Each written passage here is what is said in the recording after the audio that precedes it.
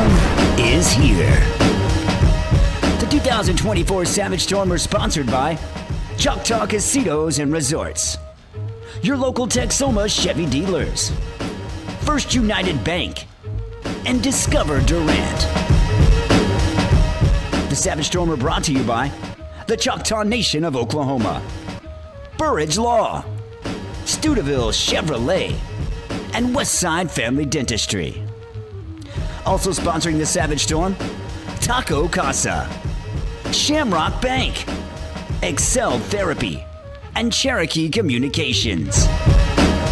Helping to bring you Southeastern football, Arnett Insurance, the Chutta Foundation, Durant Lumber, and your farmer's insurance agent, Al Olson. Southeastern Athletics are also sponsored in part by Applebee's, Sparlin Realty, Warren Cat, and U.S. Cellular. The Savage Storm are brought to you in part by Buffalo Wild Wings, Choctaw Nation Family Violence Prevention Program, and Shelburne Heat and Air. And now let's head to the field for Savage Storm football. Good afternoon, everyone, and welcome into Paul Laird Field, where on this Saturday afternoon, Southeastern Oklahoma State trying to get to 4-3 on the season as they take on a Southern Nazarene team that's looking for their first win of the season. Could be an historic day in Savage Storm football history. Coach Bo Atterberry going for what would be his 83rd career win, his 43rd here at Southeastern Oklahoma State. It would put him with Ray Richards for 4th all-time on the all-time coaching list. It would be an accomplishment that he would have achieved in only 7 seasons of coaching. But first, they've got to take care of business against a Southern Nazarene team that right now really struggling to kind of find their own. They have worked, of course, away from quarterback Gage Porter, who graduated a year ago, the Great American Conference Offensive Player of the Year, and they've ran with a kind of a 2-quarterback system this season. It'll be interesting to see who we see here today for the Crimson Storm. We'll get it underway as we get ready for the First United Bank pregame show with our weekly conversation with Coach Bo Atterberry. We'll talk about the win last week, tough road trip out to Arkansas Monticello, where the Savage Storm defense turned in a shutout performance. We'll talk about that, as well as our player spotlight. The player spotlight this week shining basically right down the road in Denison, Texas, the weak side linebacker Will Wallace. We'll talk to him about his Braveheart connections and more. We'll get to it all next. It's the First United Bank pregame show. It gets underway now on the Southeastern Sports Network. Life is yours to spend. Spend it quietly. Spend it as loud as you can. First United Bank. Spend life wisely. The Durant Fall Concert Series, presented by Discover Durant. 4 straight Thursdays of free concerts, September 19th through October 10th, featuring the Josh Abbott Band, the Bellamy Brothers, Braxton Keith, and Neil McCoy. The Durant Fall Concert Series, presented by Discover Durant, in partnership with the City of Durant. For more info, contact Discover Durant 580-624-0880 or visit discoverdurant.com. Choctaw culture is our everyday life.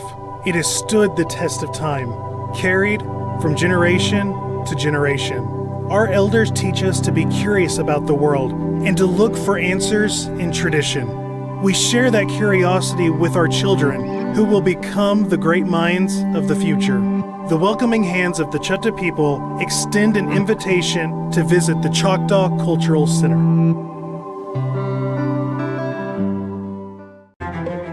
Life is yours to spend. Spend it with small steps. Spend it with giant leaps. First United Bank. Spend life wisely. Welcome back to the First United Bank pregame show here on the Southeastern Sports Network. Of course, now talking with Coach Bo Atterberry, our weekly conversation. Another long road trip, another win. Just your thoughts. Things kind of got started off slow on the offensive side. Defense, though, held serve, and then you got the ground game going in the second half. Yeah, both offenses kind of went back and forth, and they have a dynamic quarterback, so I was okay with that. And then for our offense to start picking it up, looked really good. And had to make a couple of adjustments. So proud of that offensive staff and those players for doing so and able to move the chains and get in the end zone. You and I have talked off air about how deep the running back room is. Let's focus a little bit this week on Jonathan Cobb. He has the 2 touchdown performance. The one thing that really stands out to me is he's no longer messing around. He finds a spot, he gets downhill, he goes. We're seeing that this year more so than years past. How much do you attribute that to just him working in the communication between the staff and him? Yeah, no, he's a grinder. He's an everyday go-to-work guy, and he's starting to trust what he sees more often, and it's paying off. He came in camp a little nicked up his ankle, was in and out of practice, so he's been able to have consistent practices as well, which will help your vision as well. So very proud of him. What does it say to his character? I mean, he's a guy that's been on campus for a while. He's a long way away from home. A lot of guys nowadays wouldn't stick around just to have that fortitude to stick with it and now getting the opportunities. Yeah, no, I love Jonathan. He's done a tremendous job, and like you said, for him to stick around in that whole room, but they see from week to week there's a bump or a bruise, so they've taken ownership in that room and understand it's next man up, and they're excited about for the guy that's playing well and then ready to go when they go in. So I'm very proud of those guys in that room and Coach Gillum and what he's done with them. Defensively speaking, first shutout victory in 56 games, first road shutout win in 73. It was kind of a unique shutout, though, because at the very end there, you've got the backups out there. They've still got their ones. Just your thoughts on the depth on the defense, finishing that off for the starters. Yeah, I was proud of those guys, and even some of those younger guys had to come in earlier in the game due to a bump or bruise or two, and they were dialed in. The whole staff, Coach Smith and his staff and the players were dialed in, and you never anticipate a shutout at this level, and especially not in Monticello versus a quarterback that with that skill set. So very proud, and they kept trying to push it there late, and we were ready to get on the road, of course, but our guys stood up and were able to shut them down. How electric was the sidelines to see Bryant Watts in the game with a pick 6? Yeah, that was pretty wild. He's an everyday work guy and doesn't say much and just always ready. You don't see him in the lineup a ton other than on special teams, and does a tremendous job on that and got his turn there, and ball bounced right for him, and he finished it off. It's funny, there's a lot of guys that play a ton of snaps on that defensive side. They'll never go down in the score call, but Bryant Watts, he was there for that one. Now, turning ahead to this week, Southern Naz team, a unique offense. Grant, they've struggled this year, obviously replacing the do-it-all quarterback in Gage Porter. They've had a couple of guys back there. But still, it's an offense that you don't see week to week. How important is assignment football in this one? Man, they make it tough with the motions and shifts and multiple formations and change of direction, misdirection, if you will. So we'll have to be dialed in again. Nothing's easy at this level or from week to week or any level. So we'll just go back to our day-to-day and make sure everybody's locked in, and hopefully we can play better football. I think we've gotten better as the weeks have gone on, so I just, as a team, we need to take a step and be better. How important is it, because offensively it's been a little bit weird, and Grant, you've played 2 different quarterbacks this season. How important is it to try and get off to a fast start against a team and try to take away a little hope early? Yeah, and control the clock and the football so they don't have it in their hands with all those misdirection plays and those type of things. So it's always important, and as you said, we've gone with a couple different quarterbacks, one not quite healthy, he's getting a little more healthy. And then it's always hard up front for us to adjust and run for 250 last week.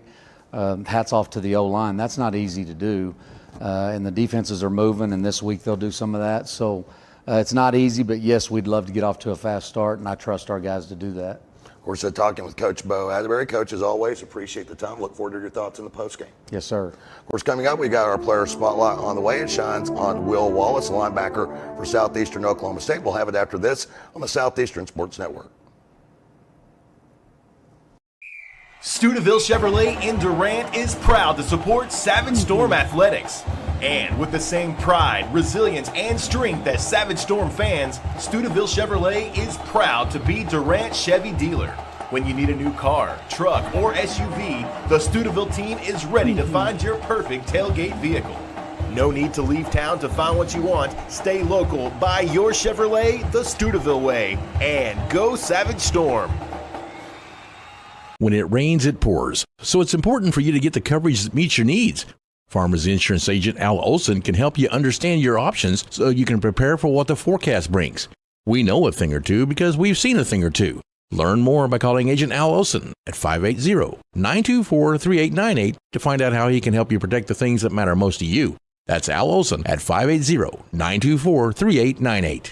We are farmers. Bum, bum, bum, bum, bum, bum. Underwritten by Farmers Truck Fire Insurance Exchanges and Affiliates. Products not available in every state. Since 1971, Westside Family Dentistry has been committed to enhancing the natural beauty and function of your smile while improving your oral and overall health. Using state-of-the-art technology, our friendly staff will take care of all your needs, from routine care, crown and bridge, implants, and even orthodontics, including Invisalign. Westside Family Dentistry is the premier choice to create beautiful, healthy smiles for the whole family. Welcome back to the First United Bank pregame show here on the Southeastern Sports Network. It's time now for our player spotlight, and it shines on one of the newest members of the linebacking core, talking with Will Wallace from just down the road in Denison, Texas. Talk a little bit about the journey to get here. Initially went to Idaho State. You come back a little bit closer to home. What was that journey like for you? Yeah, it was long. Definitely wasn't a straight and easy path, but I think it was worth it. Going to Idaho 2 years, it taught me a lot, football, life. And I think it's really matured me for, coming to Southeastern and really enjoying my time here. What was it like playing in the barn up there at Idaho State? I was curious about that. I've seen that facility. It's kind of unique. No, I enjoyed it. It was nice. Definitely got my tan on a lot better here.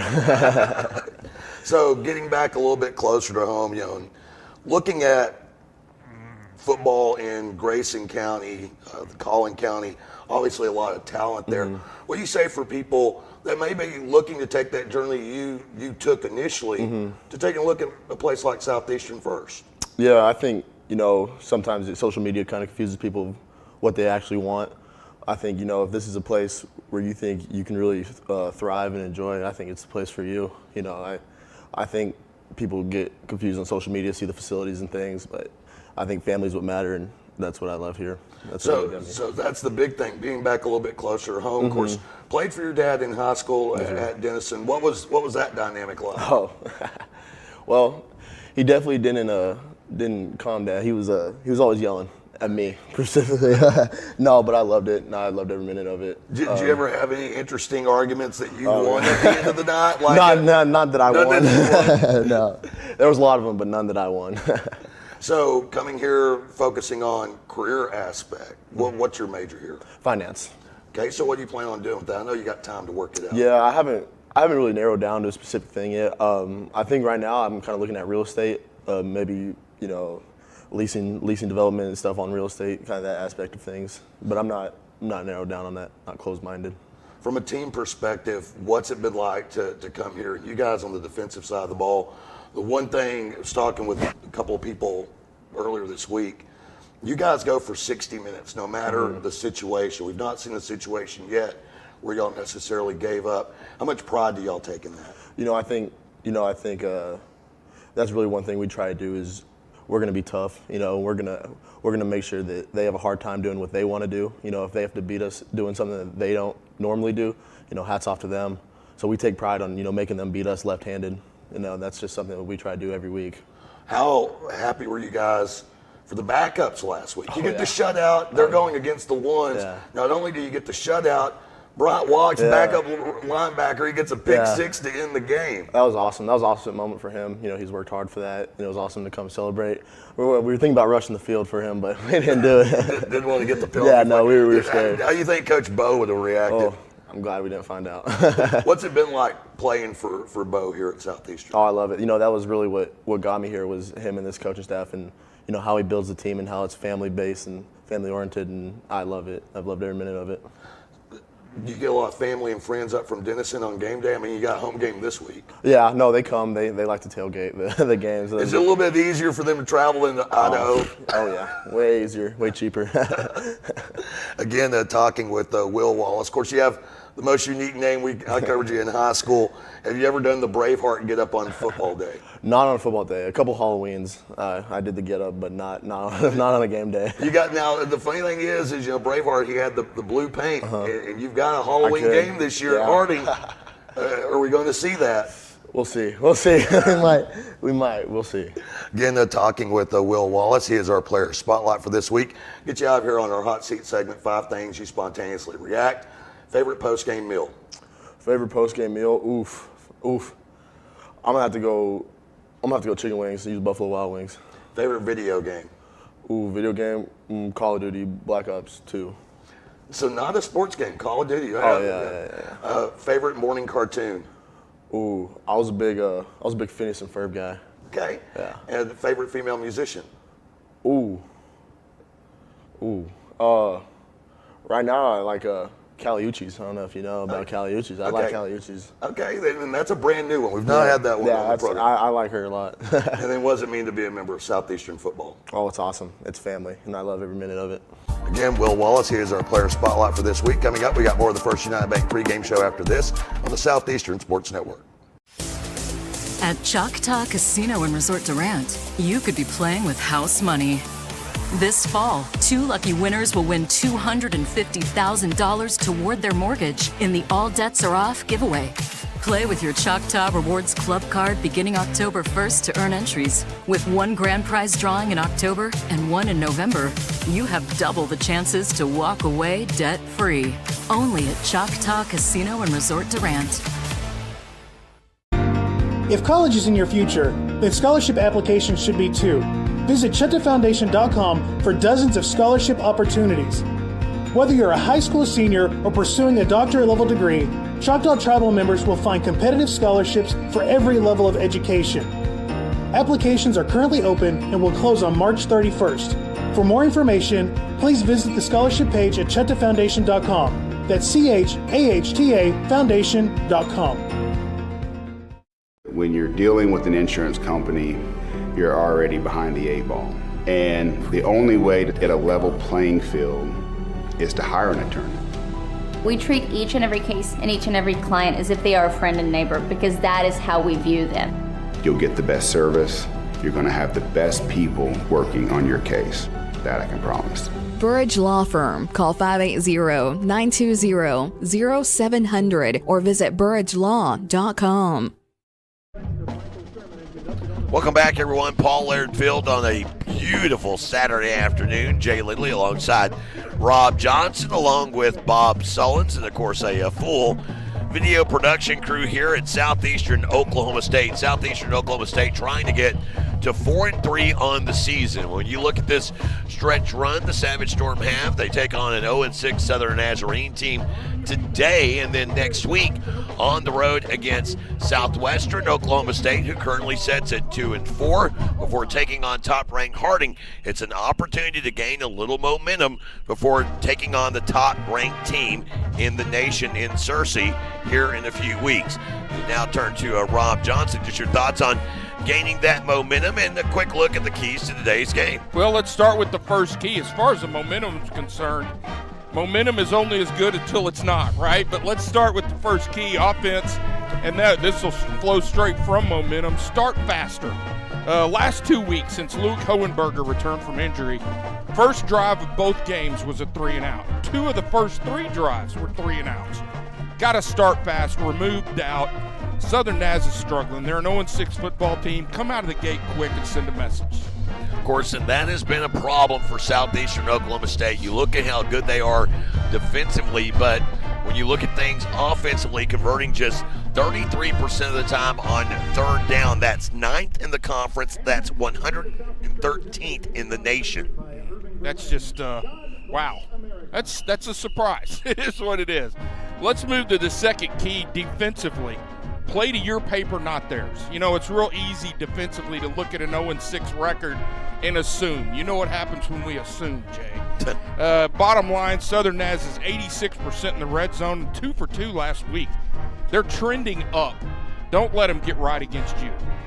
And that is a team, when you look at Southern Nazarene, they're 10th in the league in offense. They're averaging 228 yards per game. Anyway, it's just been a slow build for this Southern Naz offense. They started off terrible early in the year. They built from there. The point totals have gone up. 21 points each of the last 2 weeks to start building. You talked about momentum. They've got a little bit, even though they haven't won a football game offensively. They've got to be thinking they're headed the right direction. And one more note, as you'll recall 1 year ago, we went out there to Bethany and played a game we weren't supposed to win. And this year the script has flipped a little bit. Send a message early. Yeah, you talk about that game a year ago. That game played in Bethany and against a team that would end up going to a bowl game. It was a 6-6 team for Coach Dustin Hada, as over the last 2 years greatly improved. You remember they had that 31-game losing skid. That was prior to him being named head coach. It was a losing skid that took place from 2012 all the way through 2015. It was snapped in the final game of the season in a win against Oklahoma Baptist. And then they kind of limped along as Hada would take over in the 2020 season. From 15 to 20, he served as the offensive coordinator. 21, coming out of the COVID year, they really struggled, went 1-10, but 11-12 over the last 2 seasons, going 0-6 though this year. As we take a quick look at the head coaches, Dustin Hada, now in what is his 4th year as a head coach. He's 12-28 overall. For Coach Bo Atterberry, now in his 2nd year of his 2nd stint as overall 82-60 as a head coach. He's 3-3 this season, and for Coach Atterberry, he is looking for his 42nd win as the head coach of Southeastern Oklahoma State. Currently setting 41-32. He looks to replace his predecessor, Ray Richards. Richards, who went 42-52 during a 9-year stint from 2005 till 2013. Of course, Coach Atterberry was the defensive coordinator on that squad for a few seasons before departing to A&M Kingsville. He would come back as the defensive coordinator for Coach Richards' final season. He has an opportunity to get to that 42-win mark in just 7 seasons. It would put him on a very solid pace to become the winningest coach in school history. If you're curious who that is, well, that's my old friend Coach Morris Sloan, who was the head coach from 1989 till 2000. Coach Sloan, of course, was a workhorse in the weight room. Had him for a few classes here at Southeastern Oklahoma State, and just a joy. Coach Sloan, in his 12-year coaching career, first all-time 65 wins against 53 losses and 4 ties. We step away from the playing of the national anthem. Back after this on the Southeastern Sports Network. We recently asked listeners to describe the Super Nachos off the Taco Casa's Super Menu. Here are their stories. I love that when you order the Super Nachos to go, they separate the chips from the toppings into different containers so that I get to have crispy chips. The Super Nachos, only on the Super Menu at Taco Casa, located on 1st Street in Durant and Southbound 75 in Calera. Taco Casa, real fresh, real food, real good.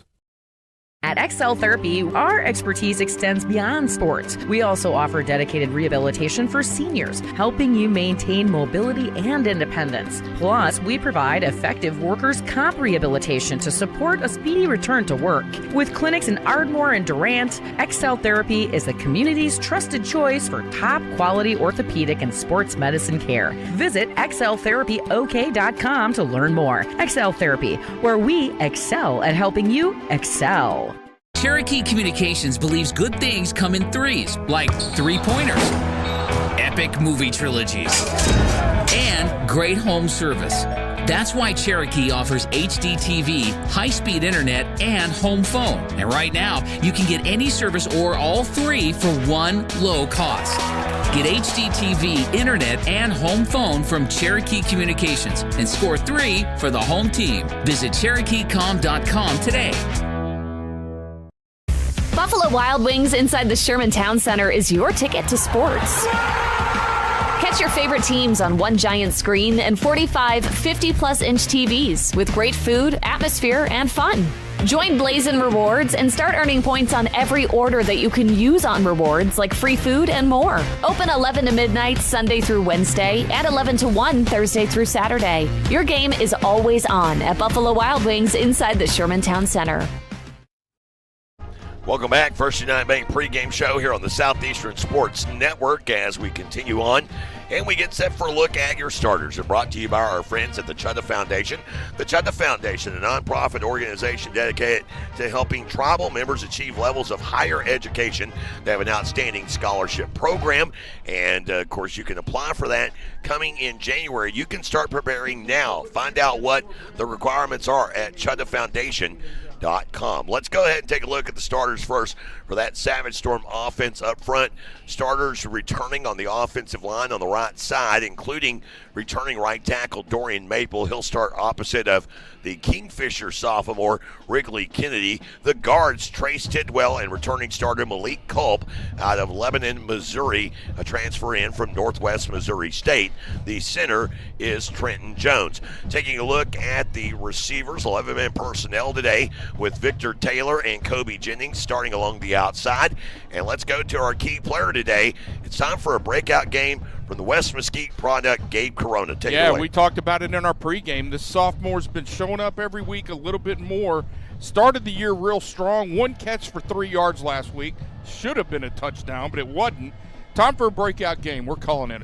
Averaging 17 yards per catch this season. He has 221 receiving yards on 13 receptions. In the backfield, they're led by DJ Brown, who's coming off of a 96-yard performance, but do expect to see 4 different running backs today. I mean, we have seen Jonathan Cobb. He kind of had the breakout game last week.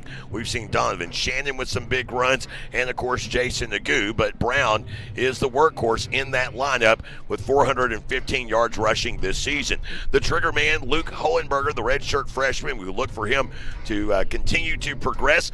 401 passing yards and 2 touchdowns against 1 interception this season, making his 4th start of the year. Taking a look at the defensive side of the ball for Southern Nazarene under defensive coordinator Indy Sinhindle as the third-year defensive coordinator. 3-man front with Nick Blanchard and David Amagasho as the ends. Devontae McCleveland is the nose guard. Blanchard and almost go, excuse me, I will get that out eventually, is the returning starters. The linebackers, Colton Morris and Jake Ryan, a returning starter on the outside. And on the inside, Emmanuel Obena, the Mike linebacker and returning starter, second leading tackler in the league, is Carter Brock, our key player defensively for Southern Naz. Yeah, he's the type of run and hit guy that's been a problem for Southeastern a couple times this season. First at Southwestern, another time with Ouachita. He's a tackling machine. Got to get him blocked. Karsten Keene and Ethan Miner, they are the corners. The safeties, a returning starter in Aaron Randall, a 5'11", 185-pound senior out of Conroe, Texas. He has 41 tackles for the season, including 5 tackles for loss, and Elijah Simmons. Taking a look at the Crimson Storm offense, and we go ahead and begin with 2 key players. Let's look at the tackles. Andy Cardenas and David Morales, both returning starters in the Southern Naz offensive line that a year ago was racking up yards. They were second in the league, producing 464 yards of offense per outing. This year, they're 10th in the league, producing 228 per game. And let's add to that, they've given up 16 sacks through 5 games. Listen, it starts with blocking on the edge. These 2 tackles are going to be key. And we'll get to our key player in just a second, but it's going to start with blocking these defensive ends that have been a menace for Southeastern. Taking a look at the guards, Zach Zizek, he is the returning starter from Elgin, Oklahoma, manning the right guard position. John Cantrell, the left guard, and Evan Sullivan is the projected starter at center, although David Armajillo, the senior from Irving Nimitz, he is a returning starter. He's listed 2 on the depth chart there. Taking a look at the receivers, Braxton Bird along with Kobe Branch are outside receivers, with Jarrell Farr as the slot back and Carlos Zepeda the fullback in what is a flex bone look. Quarterback, you may see both of them today. They both played last week. The projected starter is from Wichita, Kansas, in the redshirt junior Bryson Evans, who for the season 419 yards passing through the air, but he has thrown 2 touchdowns against 4 interceptions. He's only rushed for 173 yards on 67 carries, a little under 3 yards a carry. As an offense, this is a team that's averaging just 2.8 yards per carry this season. Taking a look at the defense for Southeastern Oklahoma State, expect to see multiple fronts today just to create some confusion. But we take a look at the ends, and we start with our key player, Dylan Seabach. Yeah, Dylan's just been a menace all year. He's only got 2 sacks. He did have a sack last week, but he's had pressure just every single week.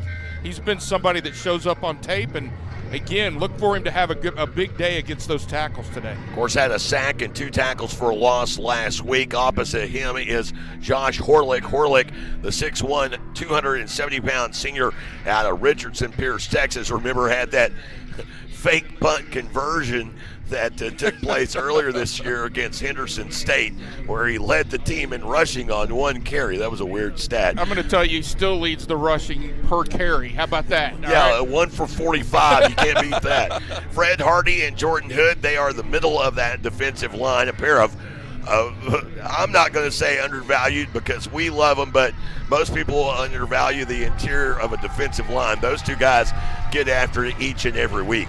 Taking a look, the strong outside linebacker is Jalen Hughes. The weak side linebacker is Will Wallace, the subject of our player spotlight this afternoon. And Braden Winters, who of course won Defensive Player of the Week in the nation a few weeks ago. He's got 132 career tackles, 57 of them coming this season, as he is your Mike linebacker. The corner's Mikey Hookfin, who just does it all. He's got 4 interceptions this season. He's opposite of Cole McKnight.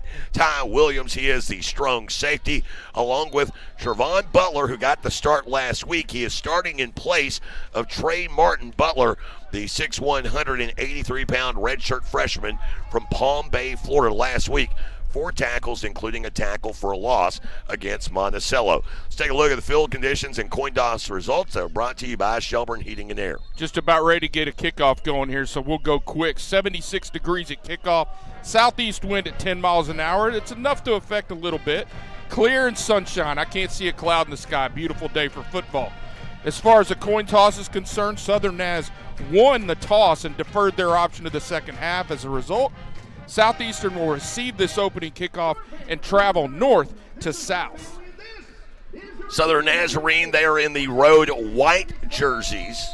Crimson red numerals and lettering trimmed in black. They've got the white helmets with the crimson thunderbolt on the side with a split of crimson and white stripe down the helmets. For Southeastern Oklahoma State, it's the home all blue jerseys, white numerals and lettering trimmed in yellow gold with the white hats and the white or in the blue SE insignia with the yellow gold trim. And this deep kickoff goes over the head of Andre Williams, your U.S. Cellular kickoff out the back of the end zone.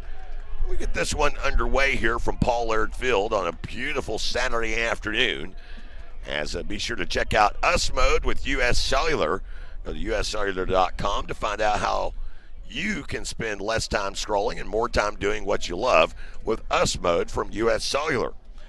So Southeastern Oklahoma State trotting out Jonathan Cobb along with DJ Brown. So it's a 2-back set to begin this game. And interestingly enough, Kobe Jennings lined up in the right slot along with Victor Taylor. Hohenberger in the gun. This drive begins at their own 25-yard line.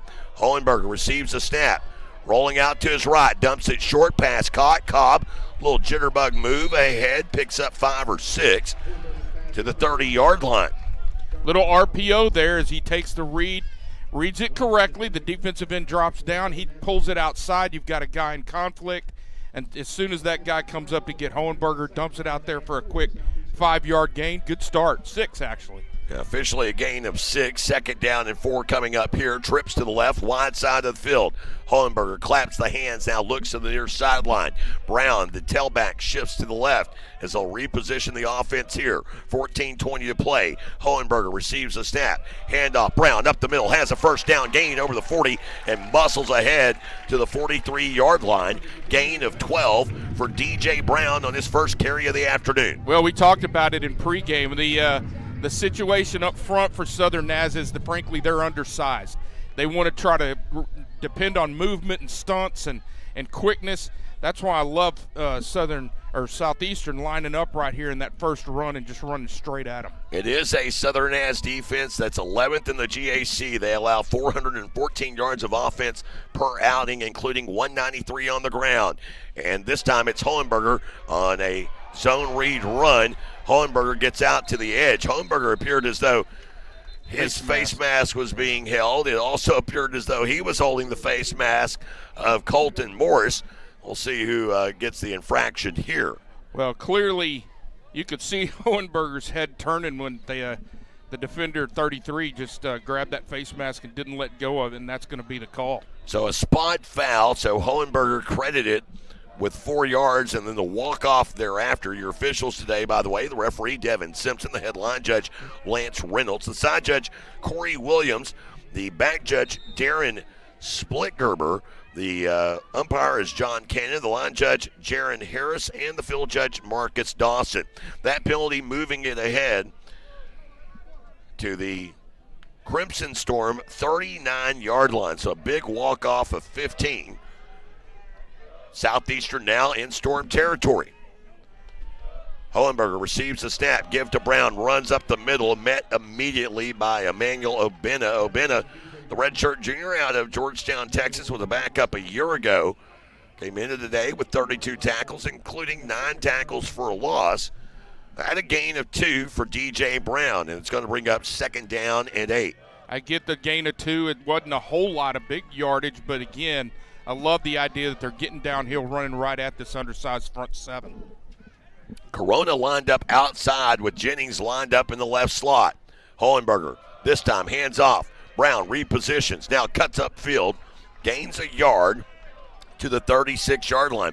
We are seeing, it's funny because we talked with offensive coordinator Alex Rainwater. We asked his opinion shortly before we went on air, or his thoughts on us making Gabe Corona our key player.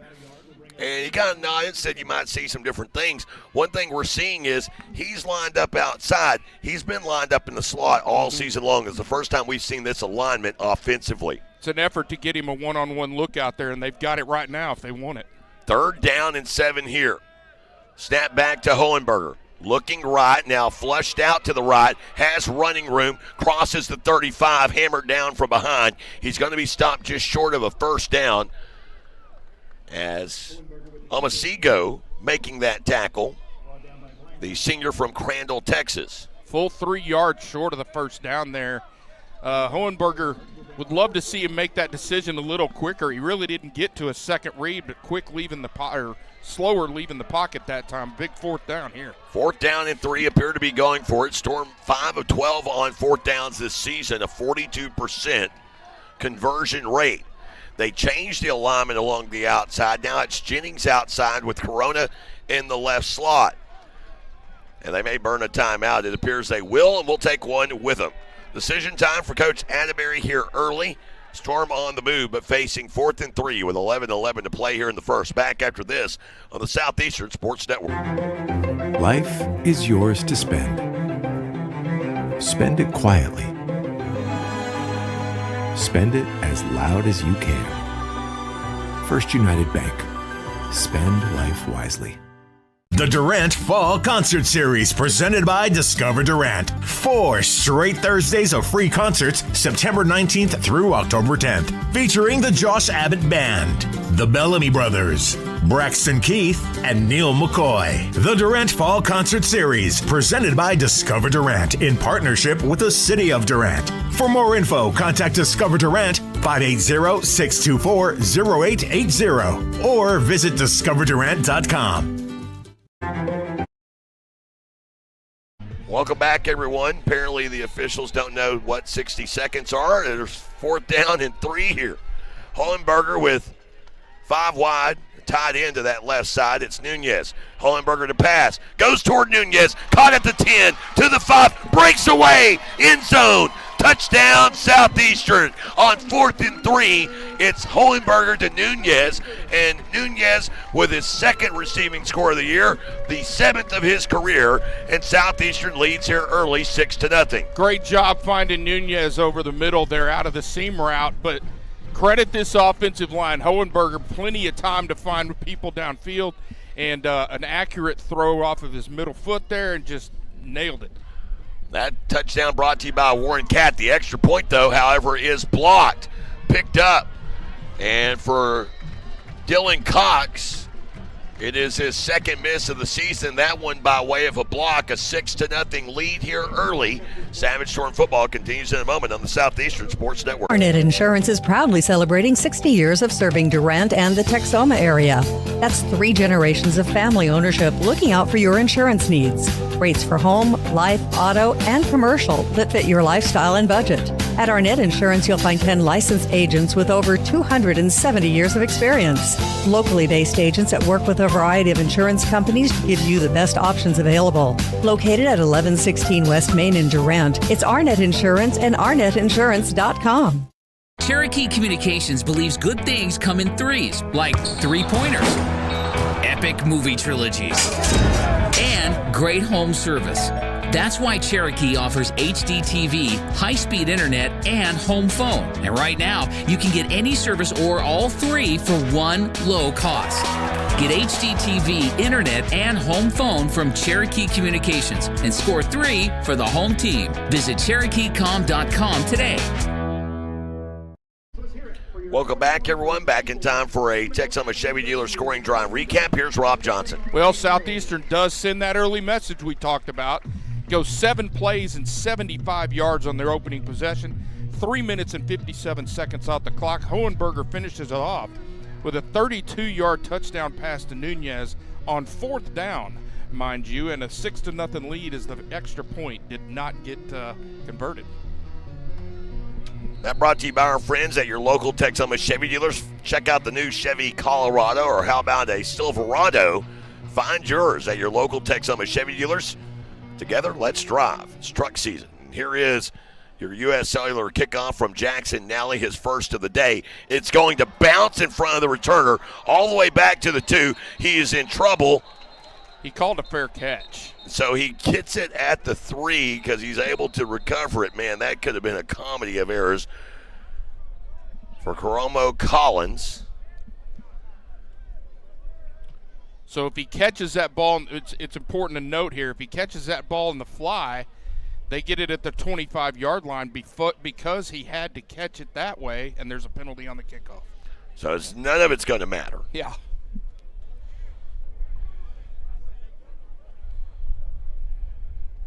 We'll bring it back, and we'll have to do it all over again. So your U.S. Cellular kickoff, a fresh reminder to check out Us Mode with U.S. Cellular, where you can spend more time with family and friends and less scrolling time with Us Mode. Visit uscellular.com for more info. So a little bit of a blessing there for Southern Nazarene. We'll do this all over again. A little bit, huh? Well, we'll see what it ends up being. That's a 5-yard penalty typically. Let's see what the difference is between the 3-yard line and what they end up with here. It seemed as though Nally intentionally did that. We've seen his leg bang it home and out of the end zone many times. There's a slight south wind here today, but that looked intentional. We'll see if he just bangs it out of the back of the end zone here. Now, the football blowing off of the tee. It's not that windy. I don't think so. I mean, we said a 10-mile-an-hour wind out of the southeast, and it's enough for there to be a breeze, but I wouldn't think enough to move the football off the tee, but probably enough to hold it up on that fourth fair catch there. I think, too, you have to start providing a holder, right? Is that the deal? Well, that's exactly what's going to happen. Maybe it's an unwritten rule, but I think it's a rule. If it falls off of there twice, you got to get somebody to come hang on to it. Might want to check, like they do in the Major League Baseball, check the pictures at the end of each inning. See, you may want to check Nally for some substance on his hands or something. So here we go. Joseph will hold on this U.S. Cellular kickoff, and it is a deep kick, fielded at the 6. Brought out by Collins, 15, 20, 25, makes a cut, has some wiggle room over the 35, and is taken down at the 40-yard line. Gotta love special teams. That's where all the extracurricular takes place. And for Southern Az, they'll start their first possession of the game. A solid starting field position. They begin this at their own 40-yard line. 10:54 to play Well, like we said, the 5-yard illegal procedure penalty actually nets 37 for the Crimson Storm here, and now this defense out to try to get a hold of this thing early. So at quarterback, we do see Bryson Evans. He is the 6'2", 190-pound redshirt junior out of Wichita, Kansas. For the season, just 26 of 71 through the air passing. They'll hand off here, and it's Caden Barron who had the big game a week ago. Barron picking up maybe a yard, the redshirt freshman out of Ringling, Oklahoma. For the season, 157 yards rushing on 20 carries. He had the big game last week with 4 for 75, including a 66-yard touchdown run. But that one nets only 1. It's 2nd down and 9 coming up here. Well, and you talked about the unique nature of this offense. They first thing out of the big gate, they try to bring some counter look there.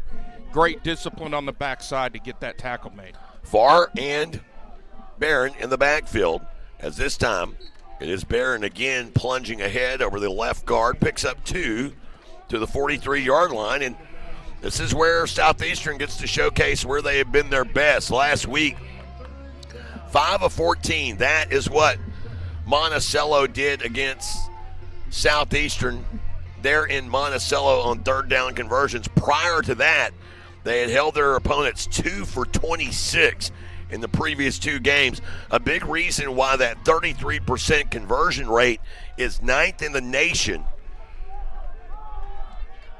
And it's 3rd down and 7 here. To pass is Evans. Dumps it short. Pass is caught.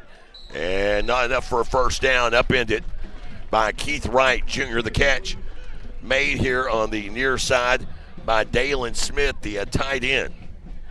Yeah, great job keeping everything in front of you on 3rd and long. That's not the scenario the Crimson Storm would have been in. Southeastern's defense did a good job coming up, rallying to make a play. Be mindful here. Near midfield, a 0-6 football team, an injured animal, as they say. Be mindful of a possible fake. Adam Atwell, the junior, for the season with 9 punts of 50 or more yards. He'll boot this one away, and it's not. It's over the head of Williams. Checks up, though, at the 6 and takes a fortunate bounce for Southeastern into the end zone. 6-0 with 8:46 to play here in this first quarter. Southeastern leads and are poised for their 2nd offensive possession of the game. An official timeout is the media timeout. We'll step aside. Back after this on the Southeastern Sports Network. Life is yours to spend. Spend it quietly. Spend it as loud as you can. First United Bank. Spend life wisely. Visit Durant, Oklahoma, where the people are just as special as our town. From our bustling Main Street full of boutiques, stores, and recreational shops everyone can enjoy, to our wide variety of family-friendly and fine dining options. You can enjoy cultural experiences at the newly opened Choctaw Cultural Center, or tons of water recreation activities on Lake Texoma. Durant is a weekend of fun waiting to happen. Plan your next adventure at discoverdurant.com. Life is yours to spend. Spend it with small steps. Spend it with giant leaps. First United Bank. Spend life wisely. Welcome back, everyone. Paul Laird Field, Jay Lindley, alongside Rob Johnson. Of course, today's broadcast also being video streamed. You can go to the Go Southeastern YouTube page to keep up with all of Southeastern athletics. Our video technical producer, one Bob Sullins. Hohenberger in the gun here on 1st and 10 from the 30. Back to the ground game. It's Brown over the 20, 25, and ahead for a first down gain of 10. DJ Brown. Another big run for Brown. He had a gain of 12 on that first possession. He's got another double-digit gain here, 1st and 10, with 8:30 to go in the first quarter, leading 6-0. And another downhill run right at this undersized defense. I love it. Trips to the right. Hohenberger claps his hands, now looks to the near sideline. This time it's Jennings out wide right, the 6'7" receiver from Quinlan, Texas, along with Taylor and Corona in the slot. Hohenberger receives a snap, handoff Brown, bounces it left side. That one a gain of 1, maybe 2 on the play. 2nd down coming up here for Southeastern. Well, that's a situation where Southeastern wants to try to counter the strong side of the offense. They got 3 receivers right, as you said. Brown takes that look. He's got a pulling guard going to the left. If he can get that crease broken, there's going to be a lot of room over there because you've got all the defenders to their left. Wasn't able to get past that one defender. They've got our video being used on the big screen here at Paul Laird Field. A little bit odd because our monitor is out, but we can watch it on the big screen. Handoff Brown running right side. Maybe a yard 2 to the 33-yard line. Giving Southern Naz something to cheer about there. Tackle made on the near side by Seth Sproul, the 5'11", 195-pound redshirt sophomore out of Friendswood, Texas. Well, and the issue there, Southeastern twice in a row trying to get to the edge with these runs. That's the advantage the Crimson Storm defense has. Again, want to see them run more right at them. We'll get downhill. Running 4 wide with the tight end Nunez. Same look as the touchdown pass. Hohenberger to pass. Goes deep. Has Jennings. Caught 35 and into Crimson Storm territory with a first down catch. It's Kobe Jennings, the 6'7", 191-pound junior from Quinlan, Texas. He fired off at the snap and got into the secondary quickly. Well, the Crimson Storm defense sent extra people there to try to get the ball out of Hohenberger's hands. So credit that offensive line and running back for picking the blitz up, but he lets that thing go downfield. Jennings has got 2 yards clearance. Great play. He might have been right, 2 years clearance, because he was way behind the defensive back. 37-yard gain and a first down. Now at Southern Naz's 30-yard line. Back to the ground game. Give to Jonathan Cobb. Up the middle over to the 25 and taken down at the 24-yard line. Tackled from behind. And trying to get a beat on the number making that stop. It was Devontae McCleveland, the grad student from Saxe, Texas. Would have played under former Southeastern linebacker Mitchell Reed, who is the DC down there. Gain of 6 on the play.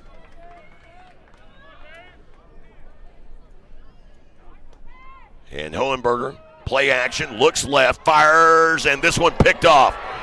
Well played by the corner. And the interception returned over the 21. Great job by Ethan Miner, the redshirt junior by Huntsville, Texas. There is a flag on the play, though, however. Back beyond the line of scrimmage. I don't think he'll take away.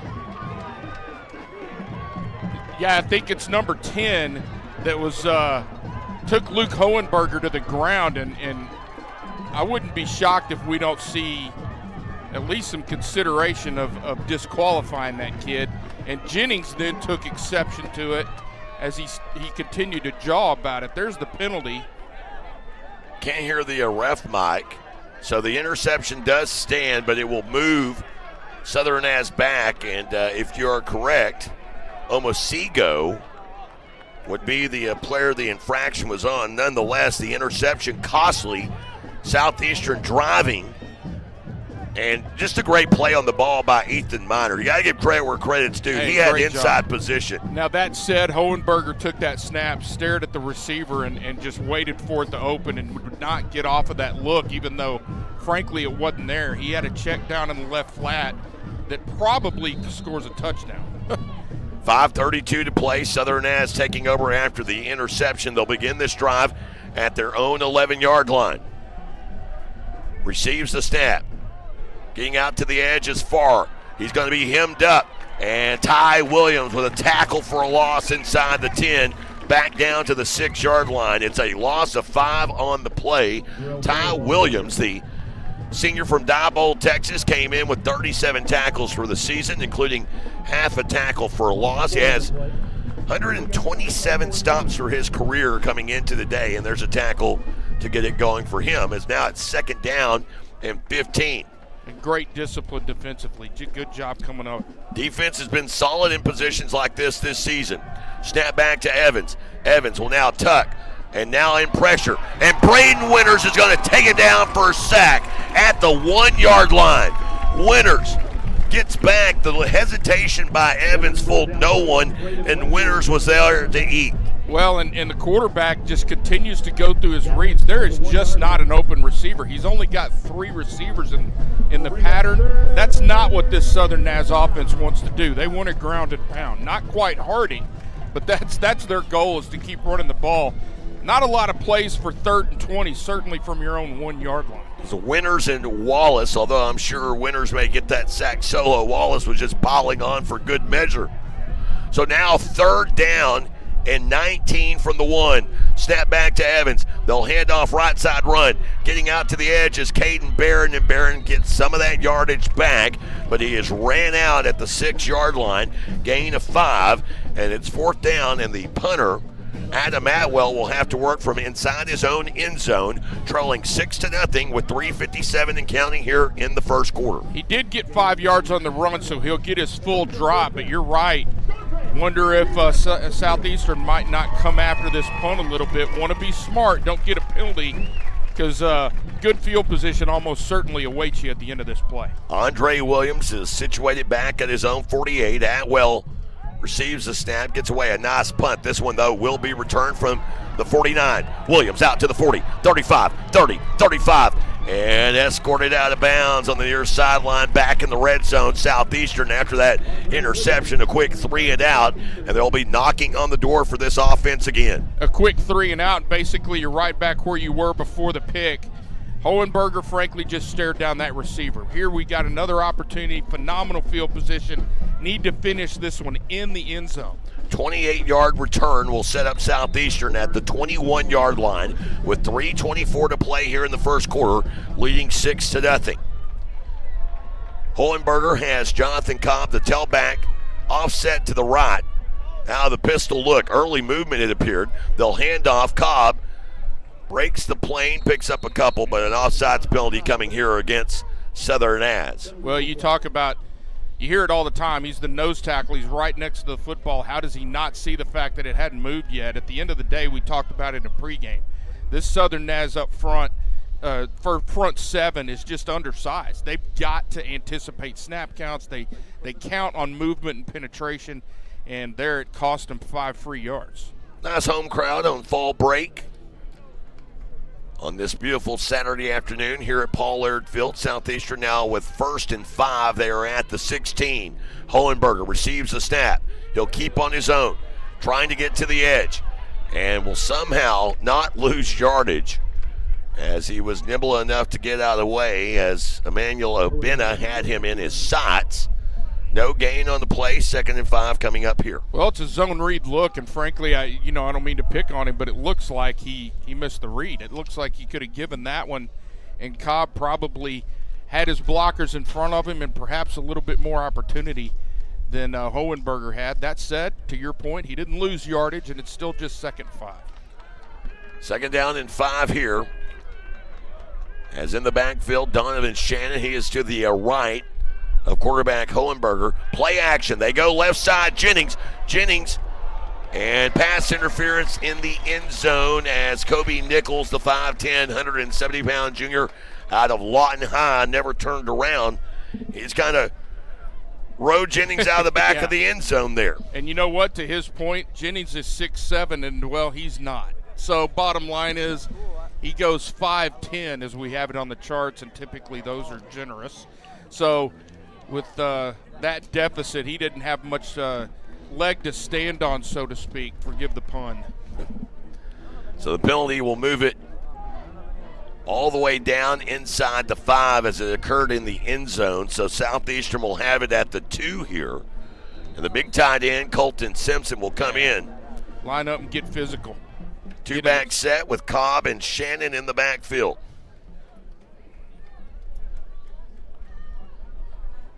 Hohenberger receives the snap, give to Cobb. Cobb finds an angle. Does he get in? He does.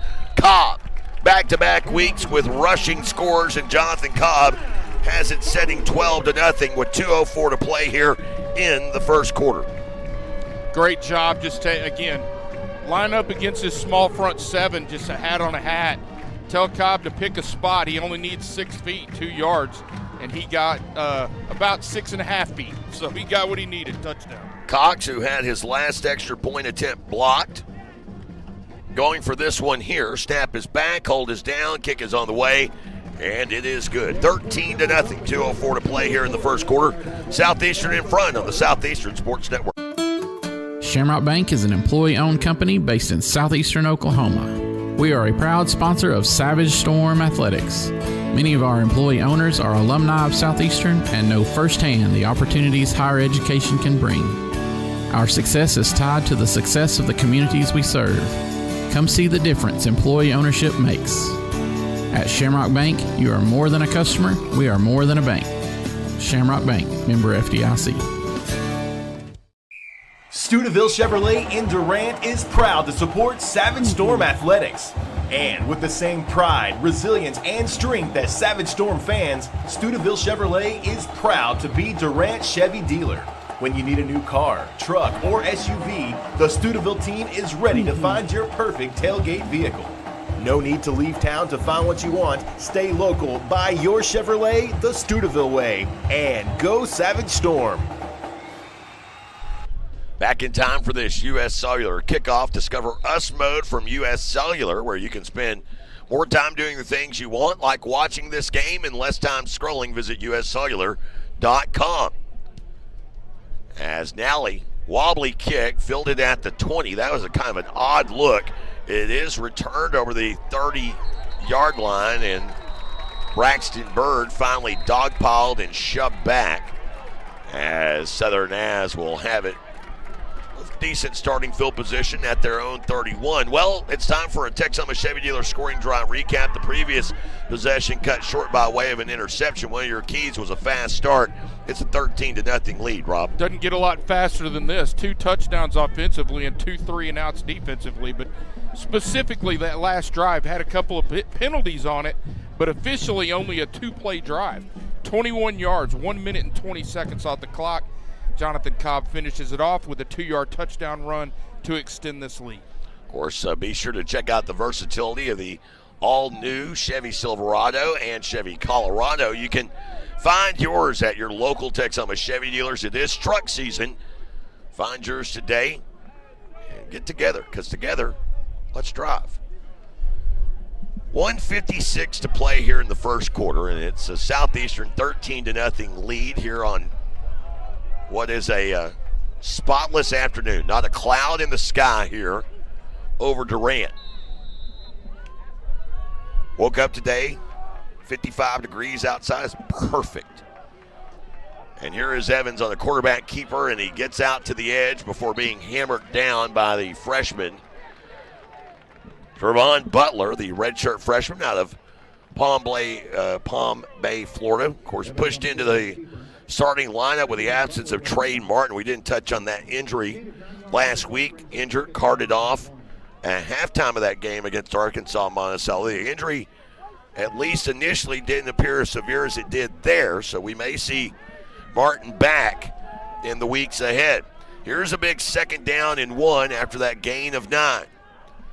Evans to pass. Evans rockets a pass to Farr in the inside Southeastern territory. As Farr makes the grab, Ty Williams making the stop, but to the 43-yard line on that connection. Southern Naz breaking a little tendency there on a 2nd and short, backing up and throwing the ball. Southeastern was backed up into that zone look, expecting the ball on the ground, and receivers able to just curl that route up and get right in front of the defender. Good job not letting him get yards after catch, though. 17-yard pickup for Farr. That is his 13th catch of the season. Senior from Richmond, Texas. As here is Evans, they'll fake the run up the middle and now toss out to the right side. Farr up into there. Mikey Hookfin along with Butler making that stop. Still a gain of 8 to the 35-yard line. 2nd down and 2 coming up here. Counter option look. They're running over there to the wide side of the field where there's a lot of space, and nobody picked up that assignment on the pitch man, and clearly the Crimson Storm want to get the ball in Zero's hands. He's touched a bunch early here. And we will not get a snap off to end this quarter. First quarter comes to a close. So far, dominating side for Southeastern. Their defense will get a rest, leading 13-0 as we head to the second. Back after this on the Southeastern Sports Network. With Chevy trucks, be ready for adventure. With power you can count on. Capability that doesn't compromise. a hard-working EV with more range than any competitor and the potential to take you anywhere. It's Chevy truck season. Get 0% financing plus make no monthly payments for 90 days on all 2024 Silverado 1500 pickups. See your Texoma Chevy dealers. Sam Hunt, live in concert. Saturday, October 19th, Choctaw Grand Theater. Sam Hunt Live. You can purchase tickets at Ticketmaster.com. Don't miss Sam Hunt live in concert. Presented by Choctaw Casino Resort Durant. Welcome back, everyone. Paul Laird, Phil, Jay Lindley, alongside Rob Stitches Johnson. Nice. Yeah, you're welcome. And one Bob Sullins. Well, second quarter is here. Fast start for Southeastern, but now Southern Ave starting to show a little resistance. A drive that began at their own 31-yard line just 3 plays ago. Now setting at Southeastern's 35 on this 2nd and 2 as we bring you back to Paul Laird Field on this October afternoon. And this time Evans fakes the jet sweep, will somehow keep it on his own and luck into a first down gain of 7. And I say luck into it because there was something that did not look right in that exchange between he and Farr. Nonetheless, it was enough to throw off the Southeastern defense, and a first down gain to the 29-yard line. Well, and an athletic move to avoid that rusher, too, and get upfield. 2 receivers left, 1 to the right. Evans in the gun. And this time Evans again, quarterback keeper left side. Shanks gets a hold of him. Also getting a hold of him is Javon Butler. We mentioned Butler last week. Got a lot of action in the second half with the absence of Trey Martin. He had 4 tackles, 1 for a loss. We've called his name a couple of times today. That's one thing about this team defensively. If you look at the depth, that they're really deep on the defensive side of the ball, both on the line and in the secondary. Third time we've seen Evans keep the ball here, and every time he's gotten really good yardage. So need to revisit and reset some of your assignments. Gain of 6 on the play brings up 2nd down and 4. First down line to gain the 19. Snap from the left hash. This time they'll hand to Cepeda and Mikey Hookfin there to trip him up. No gain on the play. Another 3rd down, which falls into Southeastern's strength, as we mentioned how good they are defensively on 3rd down, 9th in the nation in 3rd down conversion. You got Jalen Wilson. And again, talking about that depth, this is a brand new defensive front with Shanks as well as Wilson and Caleb Jackson across the front 3. Well, they've shown they have depth on that defensive line. The personnel is certainly good enough, but missed a couple assignments on this drive. Need to get a stop here. So 3rd down and 4, line to gain the 19-yard line. Evans. Play action, looking to pass, fires it short, finds Farr, and the pass is caught at the 16. As Terrell Farr, the senior from Richmond, Texas, a couple of receptions on this drive. Came in with only 12 today, but he's been the favorite target so far for Bryson Evans in an offense that doesn't pass the ball a lot. I mentioned only a 44% completion ratio coming into today. And Evans was 26 of 71, but he's had a couple of nice conversions on this drive. Absolutely there. The ball's just a little off target. Otherwise, Farr probably walks into the end zone. Right now, they're clearly focusing on getting the ball into Farr's hands, although he's out of the game here. 8th play of the drive coming up here. And a number that's not on our roster in at tight end is a handoff to Caden Barron. Have 85 out there at tight end. He doesn't appear on the charts. He doesn't appear. I'm going to say it's probably Cody Conaway. That is my guess because he was listed 2nd on the 2 deep at tight end, and he was in for that run. A gain down to the 12-yard line, pick up a 4 on the play. Well, and the other option would be 88, and I've already seen him. So process of elimination, I think we'll go with I think you're on the money there. Hope I am. Well, actually, no, because 86 and 85 are both on the field now, so we're completely confused. Evans will move the H back to his right. Hand off here to Barron. Barron running right side and taken down at the 10, gain of 2. And another third down and short coming up here, 3rd down and 4. Question is if you're Southern Naz and you've struggled offensively this season, averaging 12 points per game, you're on the road, you're 0-6, is this 4-down territory, or do you take your points in a 13-0 game if Southeastern turns you away here? Well, you would think they would want to at least get something on the board. However, they have turned around into that wind, and now they've got the dynamic far back on the field. Seabach, Horlick, and Hood in on the defensive front. Toss out to the left side, and Mikey Hookfin does what he does best. He just makes plays. The toss sweep to Dalen Smith is upended and back to the 11-yard line. A lost play of 1. Mikey Hookfin has just done it all this season. Last week, 6 tackles, an interception, and a breakup. I would highly doubt he gets an interception today just due to the offense that's being ran. But he's done it all. He's had an interception for a touchdown. He's had a fumble recovery for a touchdown. He's now had his 2nd tackle for a loss. And at least in the games I've watched, he's the best corner in this league. To get our answer, here's 4th down, and Southern Naz going for it. Evans, quarterback draw up the middle. That's just not going to do it. Taken down at the 9-yard line and taken down in the middle by the redshirt sophomore from Elgin, Texas, Jordan Hood. Well, a decent drive from the Crimson Storm there. They've got to be pretty dejected to get that far into the red zone and then not be able to convert. And we talked about being 2 for 2 in the red zone last week. Now 0 for 1 in the red zone, and a big stop from this defense on 4th down. Of course, Jordan Hood, we talked about that depth on the defensive line. They actually ran out 6 different defensive linemen in that set. That was the 11th play of the drive, and Southeastern able to turn them away. They take over here. Worst starting field position of the day. They begin at their own 8 at the 10-minute mark. They'll hand off. Coming near side, it's Jason Nagu, and over the 10. Stop short of the 15 at the 14-yard line. And Nagu with a nice gain of 5 brings up 2nd down and 5 here with 9:48 to play.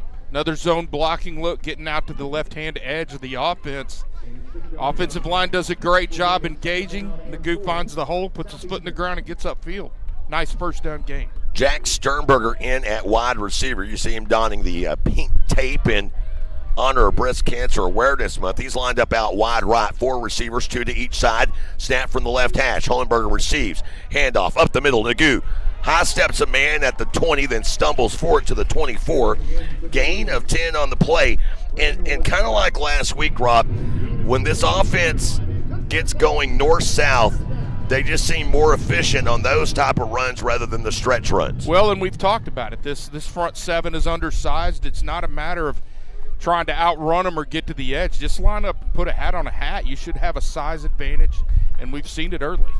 1st down and 10 at their own 24. Hohenberger again with Nagu to his right. Back to Nagu. Nagu dances over the 25, still on his feet, 30. Stood up short of the 35, taken down at the 33-yard line.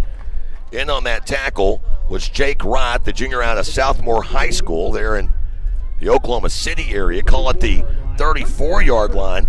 That's consecutive runs of 10 yards. Well, and he made a linebacker miss in the hole right there. And, again, Southern Naz is just going to depend on movement and penetration. If you make that first guy miss, there's going to be yards to be had, and he had them. 4 wide, 2 to each side. As Asa Robertson in the left slot, they'll hand off DJ Brown. Big running room over the 40, hurdles a man, 45. Into Storm territory, breaks the 45, foot races on. 25, 15, 10, 5, end zone. DJ Brown from 66 yards out. He scores his 2nd rushing score of the year, and it's a new career long for DJ Brown. The Leonard, Texas product's previous long was 46. His long this season, 30, and that's a 66-yard rushing score. And we're looking at the replay on the big screen here. He makes a great move to the edge, hurdles a guy, as you said in your call, then breaks a tackle from 3 Crimson Storm defenders, keeps those legs churning, and then turns on the gas. And there's Dylan Cox for the extra point. That touchdown brought to you by our friends at Warren Cat, one of North America's fastest growing Caterpillar dealerships. Visit warrencat.com or visit their newest location in Ardmore. Savage Storm football continues in a moment, up 20-0 on the Southeastern Sports Network. Sparlin Realty is dedicated to achieving your goals and will always do what's in your best interest. For residential and commercial properties, farm, ranch, and land purchases, you'll feel good about your choice of Sparlin Realty. At Sparlin Realty, there's nothing more gratifying than achieving your goals and earning your trust along the way. Whether you're selling your property or buying your dream home, it would be our privilege to assist you. Please call us today at 580-745-1055 or sparlinrealty.com. 45% of people put off buying life insurance, according to industry research. Insuring yourself and your family can help you be more prepared in the event of an illness or a tragic accident. Call your local farmer's agent, Al Olson, and discover coverage options that you can tailor to your priorities and budget. To learn more about your covered options, call Al Olson at 580-924-3898. We are farmers. Bum, bum, bum, bum, bum, bum. Life insurance issued by Farmers New World Life Insurance Company, Bellevue, Washington. Industry research conducted by Lima, and Life Happens in 2021. Welcome back, everyone. Just in time. And what a perfect. Your Texoma Chevrolet scoring drive recap. And that was a powerful run from DJ Brown, kind of like a Silverado out in the open field. Take it away, Rob. Well, 4 plays, 92 yards after taking over on downs. DJ Brown finishes it off with a 66-yard touchdown run through several Crimson Storm defenders. 2 minutes and 5 seconds off the clock, and the lead is extended. If you want a vehicle to power you through the storm, get a Chevy Silverado from your local Texoma Chevy dealers. Together, let's drive, and the Storm lead 20-0. Your U.S. Cellular kickoff, it is a sidewinding kick. I thought it was going to ride the sideline there for a moment, but it is a procedure penalty, and Southern Naz will have excellent starting field position with 7:55 to play here on this. What is off to a great start. Let's revisit the keys to the game, and yours was start fast. Hey, defense, check, couple of 3-0, then they turn around, they keep them out of the end zone, they keep them off the board, turn them away on 4th and short, they turn around. Offensively, they've scored on 3 of their 4 first possessions, and the one, they were certainly on their way to a score before the interception. They've looked really good here this afternoon. And you talk about demoralizing for the Southern Naz team on the road, 0-6. You turn the ball over on downs, and then 4 plays later, it's in your own end zone. 7:55 to play. They'll hand off up the middle. And Caden Barron with a short run from the 35 to the 39-yard line. And Grant, a lot of time to be had in this game. Remember last year it was a little bit lopsided in the first half, if you recall. Southeastern would come back and win that game. But I think one thing that's, often undersided, people would look at this and go, oh, well, you got 3-3 versus 0-6, and they should. You know what? The bottom line is the other team has players too. They got scholarship guys as well. And to get off to a start like this against a team that you, on paper, should be in control of, this is a nice start for Southeastern. Long way to go. Evans pumps it short, throws it short, and Ty Williams snuffs it out. Not only does he snuff it out, he stuffs it out past the returning starter and right tackle David Morales. That goes back to our key players. We were talking about how the 2 tackles for Southern Naz had to kind of set things up. But when your tackle's getting beat by a safety, that's never a good sign. Well, Ty Williams just does a great job coming up, engaging the blocker, reading screen, keeping that outside shoulder and that leverage, and then going and making a play in space. Just a great job. Kobe Branch resets himself in motion. Evans, the pass goes that way and just incomplete. Throws it too tall. And it's a good thing he did, because if he doesn't, Jalen Hughes is right in front of that receiver. I'm not sure what he was looking at, but it's a good thing he overthrew it, because a punt is much better than what would have happened with a non-target throw there. Another 3 and out. And now Southeastern here with 6:31 to play in this second quarter. They have an opportunity to really put a stranglehold on things here before we get to the Choctaw Nation of Oklahoma halftime show. Well, we've talked about this great start, and it is. There's no question, but the key now is don't take your foot off the gas. Here's a beautiful punt from the foot of Adam Atwell. Then we'll take a Southern has bounce inside the 20. Southeastern will begin this drive at their own 17-yard line. You know, we talk about it every year, but when we move to the 2 o'clock kickoffs, as opposed to the 6 o'clocks where it starts getting a little darker later on in the game, but certainly by this time in the game, that sun is right up there in front of your face on these punts, and better to let that one run and still be your football than try to make a catch and that you can't see.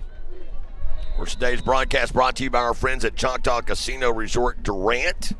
And on this 1st down and 10, Hohenberger receives the snap. He'll keep on his own on the zone read play, trying to get out to the edge, and is taken down a yard into the run at the 18. Of course, Choctaw Casino Resorts, they've got some great concerts coming up in the weeks ahead. Matter of fact, tonight, Sam Hunt.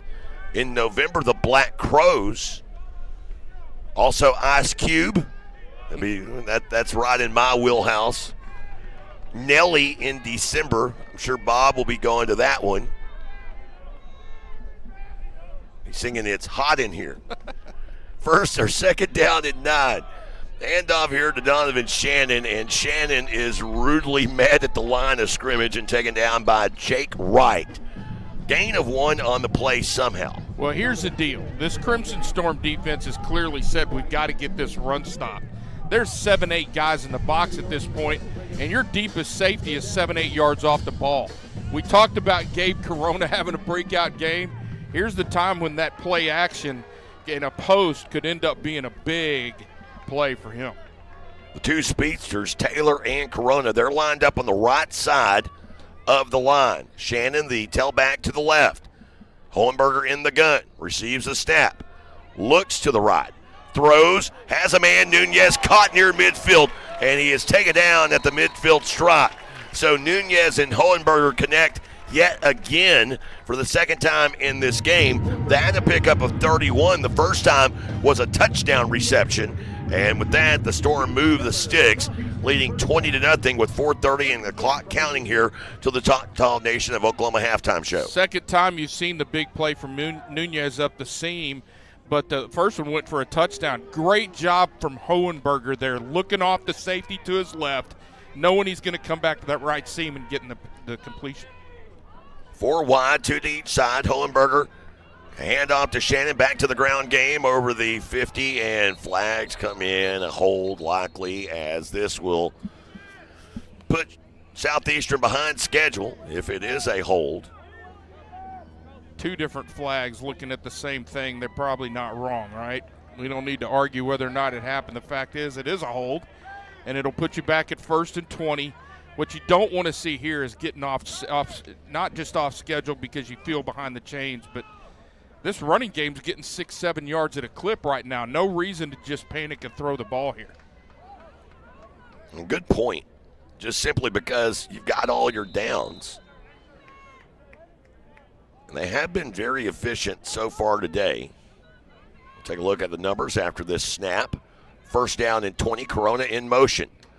And it is a handoff, Donovan Shannon up the middle, and Shannon picks up 7 of those yards lost off of the penalty to the 47-yard line. 5th play of the drive coming up here. I'm not sure if Coach Rainwater can hear us around this wall or not, but right on the money. Get Donovan Shannon downhill and get 7 yards. Nothing wrong with that. 2nd and 13 is not great, but it turns a 1st and 20 into a makeable thought process now. Southeastern came into today coming off of their season-high rushing effort of 265 yards. They averaged 3.9 a carry. They're averaging 8 yards a carry today. And a procedure penalty will back this one up. Well, we keep telling them to be patient with the running game, but these penalties are putting you in a position where, my goodness, got to start getting – you don't want to get behind yourself here. Don't stop and let this discipline get away from you. You've had a fast start. Reset, get your mind about you. Pick up this difficult situation here and keep this drive going. 2nd down and 15. It is certainly or 2nd down and 18, excuse me. It certainly creates some challenges for the offensive coordinator, Alex Rainwater. He's like, okay, 2nd and 13, no problem. Now it's 2nd and 18. Back to the ground game. Shannon up the middle over the 50, and he just keeps getting those yards back. 3rd down and 7 after that run to the 47-yard line. So even after the 5-yard walk-off, it's a gain of 11 for Donovan Shannon. The funny thing is, statistically, those numbers don't affect the drive, but they do affect Donovan Shannon's stats. Exactly. He may get 100 yards rushing on this drive if they keep this up. That would be a record, I'm certain. 3rd down and 7. 3 receivers right with a tight end to that side. Hohenberger looking to pass, looks one-on-one, has Jennings deep down the left side, caught at the 10, walk it into the end zone. Touchdown, Southeastern. Well, Kobe Jennings on the touchdown reception from 47 yards out, and it's 26-0. Second time we've seen Jennings get behind the defender. Second time we've seen Hohenberger do a great job with the deep ball, hitting him right in his stride. This one he's able to bring in and finish in the end zone. You get to see the replay on the big board here as he just streaked past Kobe Nichols for that. And there is Dylan Cox with your extra point. That touchdown brought to you by Warren Cat. Warren Cat, they are the fastest growing Caterpillar dealership in America. We'll leave it right here as we are so close to the first half 2-minute timeout. And of course, advise you to visit warrencat.com. Also take this opportunity to tell you about our friends at Choctaw Nation's Family Violence Prevention Program. As if you or someone you know is a victim of domestic violence, help is available through Choctaw Nation's Family Violence Prevention Program. The help is free, confidential, open to anyone. Call 1-800-522-6170. Speak with a member of Choctaw Nation's Family Violence Prevention Program. My good friend Anna Marcy over that department there at the Choctaw Nation of Oklahoma. They have a great setup. We'll have your Texoma Chevy Dealer scoring drive recap. Longest scoring drive of the day for Southeastern. We'll have that for you after this. Your U.S. Cellular kickoff. It is a south to north kick. Southeastern with a couple of explosive plays in this one. A 66-yard rushing score from DJ Brown, and now a 47-yard touchdown reception from Kobe Jennings. And Nally will boot this one away. This one will go midway into the end zone and out of the back toward Mike Matheny Field here at the campus of 1,000 Magnolias. And here's Rob Johnson with a Texoma Chevy Dealer scoring drive recap. Rob. Well, the latest trip to the end zone for the Savage Storm. 6 plays, 83 yards on the drive. Third drive, 75 yards or greater. That's something you love to see. 4 minutes and 1 second off the clock on that drive. Hohenberger finishes it off with a 47-yard touchdown pass to Kobe Jennings, and the lead is extended. Southeastern Oklahoma State racking up yards in this first half. Defensively, though, this has been impressive so far. Southeastern allowing just 3 yards per play. They have given up 61 yards on 20 offensive snaps for Southern Naz. They've racked up 308 yards of offense, and now a delay of game against Southern Naz after a kickoff. And it's funny because I was looking at you thinking, did we get some sort of media timeout that I didn't see? And clearly we shouldn't have. We didn't. The Crimson Storm just late coming off the sidelines, and it cost them 5 yards. If you're curious, we'll have it for you in a moment, as here is a run to get some of that back as Rashid Knoll checks into the game at quarterback, the transfer from Emporia State, and it is the 2-minute timeout, so we'll take a quick one as well. Southeastern 27, Southern Naz nothing. Back after this on the Southeastern Sports Network.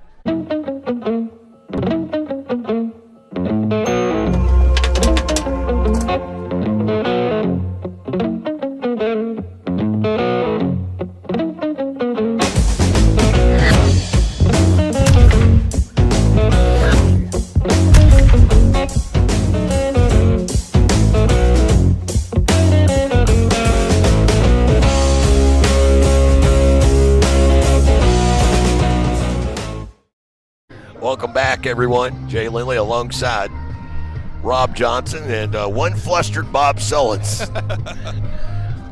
Looking at the yards in this first half, 308 yards of offense. Wow. Curious what the season high was a year ago. Take a shot? No. 4:55 in the final game of the season against East Central. Keeps your foot on the gas. So they are well ahead of schedule for a new season high here this year. And Rasheed Knoll getting his first action of the game. Knoll this season, 26 of 46 through the air for 281. He does have 3 interceptions. He's got 88 rushing yards on 45 attempts with 2 rushing scores, including a long of 30. 3 receivers right, 1 to the left. Knoll receives the snap, and he's still fighting, and Shanks gets to him. He'll escape, come back near side, flag, likely a hold. Catch is made in traffic. But down is a member of Southeastern back at around the 16-yard line. And can't see who that is down in pain, but we'll go ahead and leave it right here for a moment. Official timeout on the field as they check to a member of Southeastern Oklahoma State and see what exactly happened there. Take this opportunity to tell you about Discover Durant. Of course, we just finished the fall concert series. Here's shaking up Fred Hardy, we're going to start calling him the financer. We talked to him here in one of our player profiles that's brought to you by Discover Durant, and plans on being a financial advisor, the 6'1", 324-pound senior. Who on earth would want to do that? Yeah, and a transfer from Southwest Minnesota State. Of course, grew up in Dallas, played at Dallas Carter. You know, the good news is it'd be hard to say no to him. Yeah. You know what I'm saying? He wants you to buy something, you probably should. He's a really nice kid. Really nice kid. He'll be great at it. So 2nd down and 21 here after that holding penalty on Southern As, $1:45 and counting here in the first half, trailing 27-0. And whistles blow this play dead. And false start, likely the call here on Southern As. So penalties are getting in the way. They had a delay of game to start this drive, followed up by holding penalty after a quick gain, and now a false start has them situated inside the 10. False start with a running clock. Well, I guess they're just going to start the clock on ready for play. Knoll in the gun. New tailback to his right. Knoll looking to pass. In pressure, he's going to be sacked.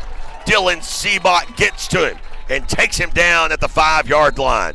Timeout to be called here as Coach Bo Atterberry, what he's motioning at here. I think they kept the clock running because I saw him run out there and call a timeout immediately, and I bet he feels like he lost 4 or 5 seconds off the clock there. Perhaps they'll check it. I don't know. Timeout on the field. Of course, coming up, we've got the Choctaw Nation of Oklahoma halftime show. To find out how together we're more, visit ChoctawNation.com. We'll have a kind of a brief run with Bob Sullins and the crew as they'll take you through highlights from this game and scores from around college football. Of course, not a lot going on here early part of the day in the GAC. You've got the other 2 o'clock matchup as a pair of top 25 teams, Southern Arkansas and Henderson State. That one being played at a neutral field in El Dorado, Arkansas. That had the 2 o'clock kickoff. Northwestern just up the road in Ada at East Central for a 3 o'clock kick. That one just getting underway, while Arkansas Tech is at Arkansas Monticello for a 4 o'clock kick.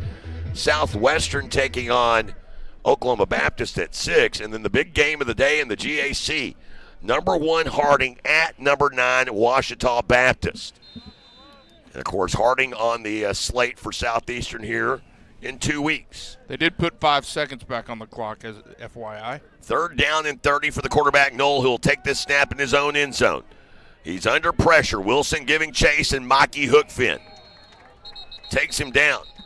Trevon Diggs could take a lesson from Mikey Hookfin on how to defend the run. My goodness. Big tackle there, and another timeout as Southeastern will burn this timeout and force Southern Nass to punt from deep within their own territory, leading 27-0 as we get set for that Choctaw Nation of Oklahoma halftime show. And, of course, with that abbreviated look, and trust me, you don't want to look at the scoreboard in that OU game.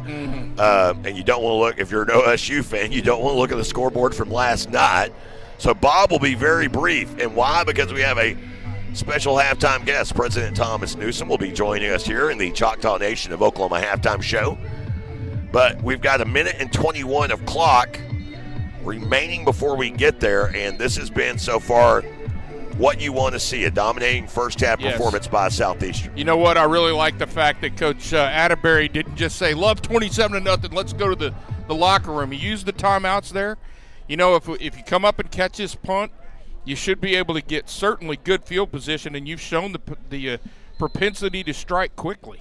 Williams, of course, had that return of 20-plus yards, got him inside the 30 not that long ago.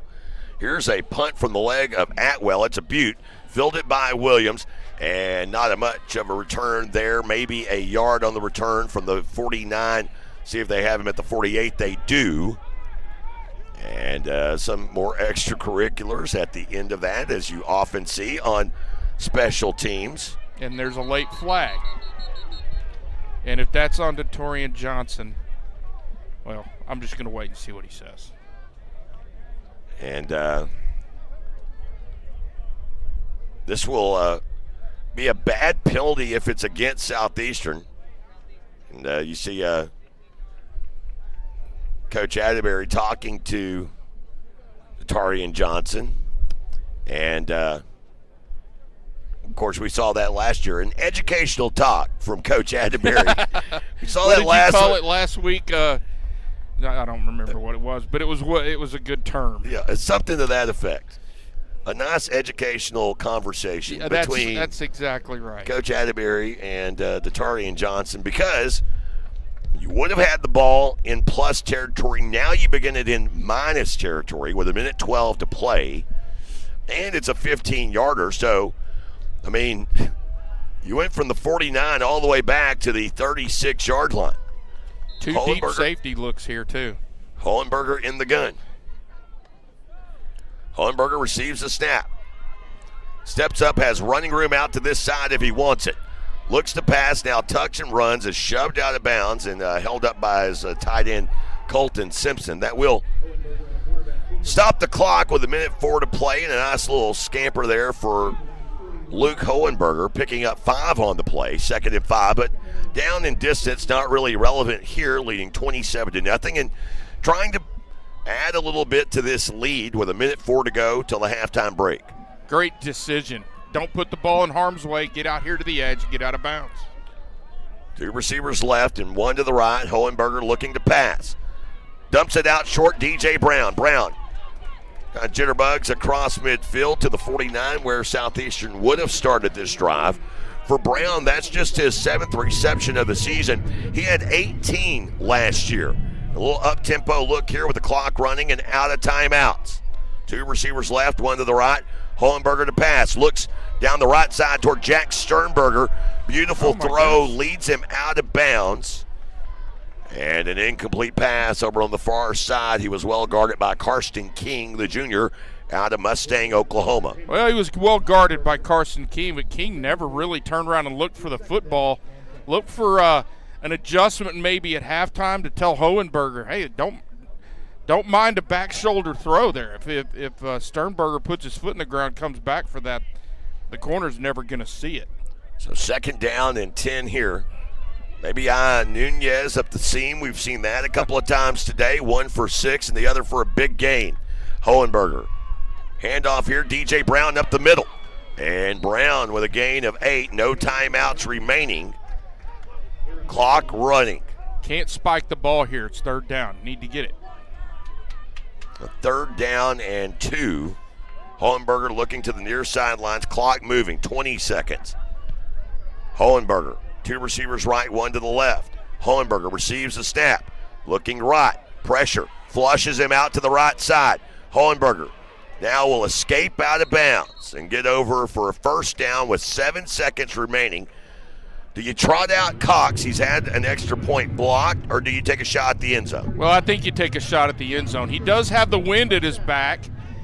This would be, 52 yards? Maybe we can get Brandon Aubrey to come up here from Arlington, and it looks like they are going to give him a shot.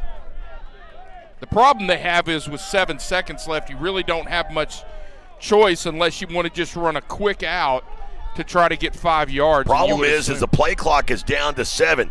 This will be a 52-yard attempt. Took him a long time to decide that one. Snap is back. Hold is down. Line drive kick. It ain't going to make it.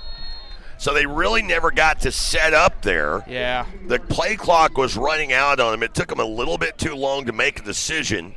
And the 52-yard attempt is no good. 4 seconds remaining till the Choctaw Nation of Oklahoma halftime show. Yeah, just kind of a slow decision there from the sideline to get the kicking team out there, and then everything was rushed. He just didn't have a chance to really get set up. You're going to see an umbrella look here, and I would assume the Crimson Storm are just ready to go to the locker room. It appears that's the case. They have them all huddled up in a knee formation for Rasheed Knoll. And Southeastern, after a dominating performance last week, winning in shutout fashion for the first time in 50-plus games, they pitch a shutout first half, up 27-0 as we get set for the Choctaw Nation of Oklahoma halftime show. Coming up, Bob Sullins will take you around what little action there is in the GAC. He'll take you through the Big 12 and the SEC, a quick glance at the numbers, and our conversation coming up with, of course, the president of Southeastern Oklahoma State, Thomas Newsom. It's on the way after this. It's the Choctaw Nation of Oklahoma halftime show, where Southeastern leads Southern as 27-0 at the break. Back after this on the Southeastern Sports Network. Choctaw culture is our everyday life. It has stood the test of time, carried from generation to generation. Our elders teach us to be curious about the world and to look for answers in tradition. We share that curiosity with our children, who will become the great minds of the future. The welcoming hands of the Chutta people extend an invitation to visit the Choctaw Cultural Center.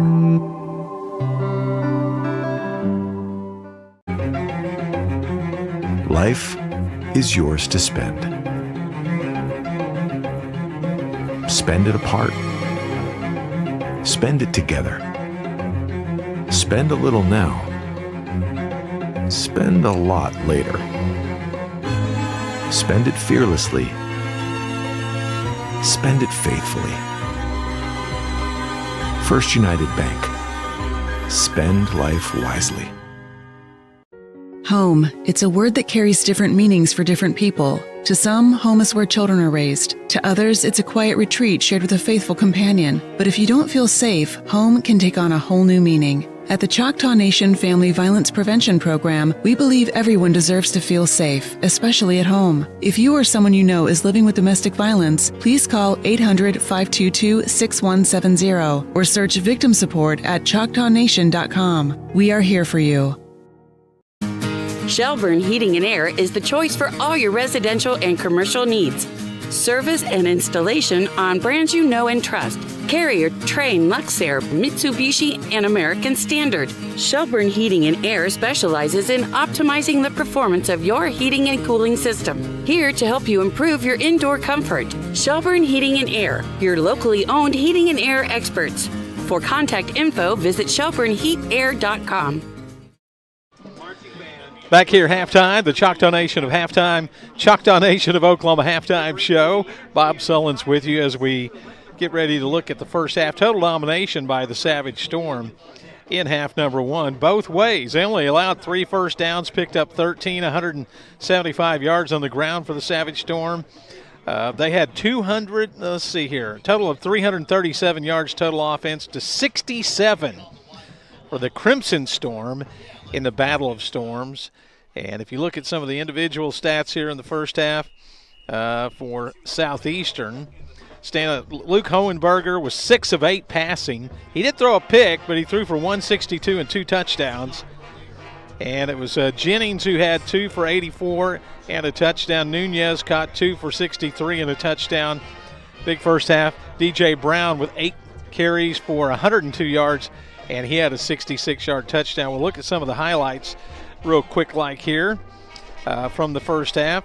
First touchdown scored was on a passing play to Nunez. Let's see, I can speed that up a little bit. Nunez just leaks out, and he's wide open. Like how Hohenberger stood tall in the pocket, split the zone defenses, caught it at the 10, broke a tackle, got into the end zone.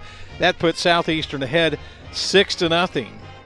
The Savage Storm did throw an interception on their second drive, but the defense was outstanding too. Here's a sack by the Savage Storm defense. They got in on the action down around the goal line. This was almost a safety here. As you can see, Braden Winters get in there for the sack at about the 2-yard line, ended up in the end zone. So again, the defense doing their job. Here's a short touchdown run that made the score 13-0. Jonathan Cobb, that was set up by a nice punt return and a short drive. That made it 13-0. Then the Savage Storm hit a couple of big ones. DJ Brown had a 66-yard touchdown run on this.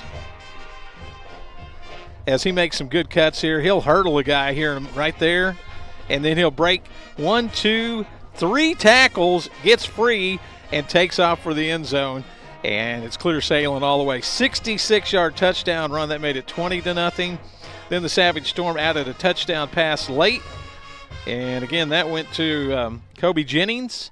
And you can see this one covered 47 yards. As Hohenberger back to pass, has plenty of time. It's got a man running the sideline pattern and hits him in stride at the 10, and Jennings goes in for the touchdown to put Southeastern up 27-0. As I said, a domination on both sides of the football as Southeastern leads 27-0. We'll take a quick break and be right back on the Southeastern Sports Network. At Excel Therapy, our expertise extends beyond sports. We also offer dedicated rehabilitation for seniors, helping you maintain mobility and independence. Plus, we provide effective workers' comp rehabilitation to support a speedy return to work. With clinics in Ardmore and Durant, Excel Therapy is the community's trusted choice for top-quality orthopedic and sports medicine care. Visit exceltherapyok.com to learn more. Excel Therapy, where we excel at helping you excel. Since 1971, Westside Family Dentistry has been committed to enhancing the natural beauty and function of your smile while improving your oral and overall health. Using state-of-the-art technology, our friendly staff will take care of all your needs, from routine care, crown and bridge, implants, and even orthodontics, including Invisalign. Westside Family Dentistry is the premier choice to create beautiful, healthy smiles for the whole family. Buffalo Wild Wings inside the Sherman Town Center is your ticket to sports.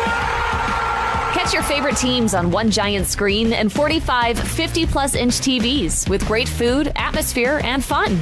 Join Blazin' Rewards and start earning points on every order that you can use on rewards, like free food and more. Open 11 to midnight Sunday through Wednesday and 11 to 1 Thursday through Saturday. Your game is always on at Buffalo Wild Wings inside the Sherman Town Center. Choctaw Nation of Oklahoma halftime show. Let's look at some of the scores from other games going on in the Great American Conference this afternoon. As Jay mentioned, not a lot going on. It's 3-0 early between East Central and Northwestern playing in Ada. That game 7:23 to go in the first. Southern Arkansas leading Henderson. They're playing. It's at halftime there as well, playing in the neutral side at El Dorado. 21-10, Southern Nazarene ahead there.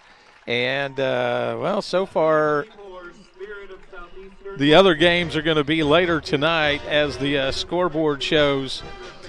Arkansas Tech and Monticello playing at 4, Southwestern at OBU at 6, and Harding, the big showdown, Harding and Ouachita Baptist at 7 is when that one gets underway, the big showdown for a couple of ranked teams in the conference. So coming up, we'll visit with the president of Southeastern, President Newsom. That's coming up next on the Southeastern Sports Network. The sensational Teddy Swims. I've tried everything but therapy tour. Teddy Swims. Performing at Choctaw Grand Theater, Durant, October 13th. Get tickets now at Ticketmaster.com. For more, visit TeddySwims.com. If college is in your future, then scholarship applications should be too. Visit ChutaFoundation.com for dozens of scholarship opportunities. Whether you're a high school senior or pursuing a doctorate level degree, Choctaw Tribal members will find competitive scholarships for every level of education. Applications are currently open and will close on March 31st. For more information, please visit the scholarship page at ChutaFoundation.com. That's CHAHTA Foundation.com. Visit Durant, Oklahoma, where the people are just as special as our town. From our bustling Main Street full of boutiques, stores, and recreational shops everyone can enjoy, to our wide variety of family-friendly and fine dining options. You can enjoy cultural experiences at the newly opened Choctaw Cultural Center, or tons of water recreation activities on Lake Texoma. Durant is a weekend of fun waiting to happen. Plan your next adventure at discoverdurant.com. When you're dealing with an insurance company, you're already behind the 8 ball. And the only way to get a level playing field is to hire an attorney. We treat each and every case and each and every client as if they are a friend and neighbor, because that is how we view them. You'll get the best service. You're going to have the best people working on your case. That I can promise. Burridge Law Firm. Call 580-920-0700 or visit burridgelaw.com. Welcome back to the Choctaw Nation of Oklahoma halftime show. Dominating first half for Southeastern Oklahoma State. They lead 27-0 after piling up 337 yards of offense and limiting Southern Nass to just 67 yards on 20 snaps. Jay Lindley alongside Rob Johnson, and now joined by Southeastern Oklahoma State President Thomas Newsom. How are you doing today, sir? Doing great. It's a really great day to be at Southeastern, a great day to be in Durant, Oklahoma. We started the day off with Colton's run this morning.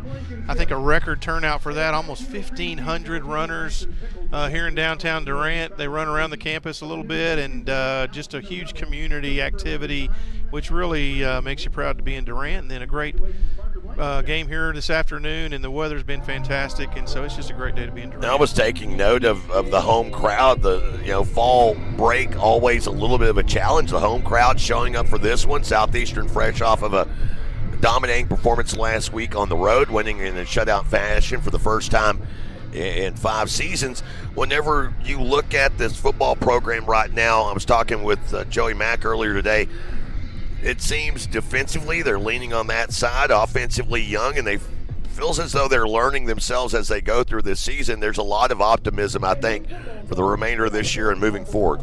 Yeah, I think so. We, as you said, have a lot of young players, a lot of young talent. It's exciting to see a lot of young talent in the backfield and on the offensive side, and then again on the defensive side. And it's exciting that we are finally trying to, maybe figuring out how to close out, how to play a full football game. I think early in the season with a young team, that's a challenge that you have. But Coach Atterberry and his staff have really focused on that. And I think the last few weeks we've seen a complete game out of the Savage Storm, and I hope we'll see one of those today as we come out in the second half, hopefully, and finish this one out. And then we've got a chance to have a really good season. And the Great American Conference, I think, best conference in Division II college football, and I think that's arguably something you could say because Harding, of course, won the national championship last year. They're ranked number 1 and are just cut 4 above, teams in the top 25. Cut above everybody. So, we're right now kind of at that second tier, knocking on the door of that top tier of our conference.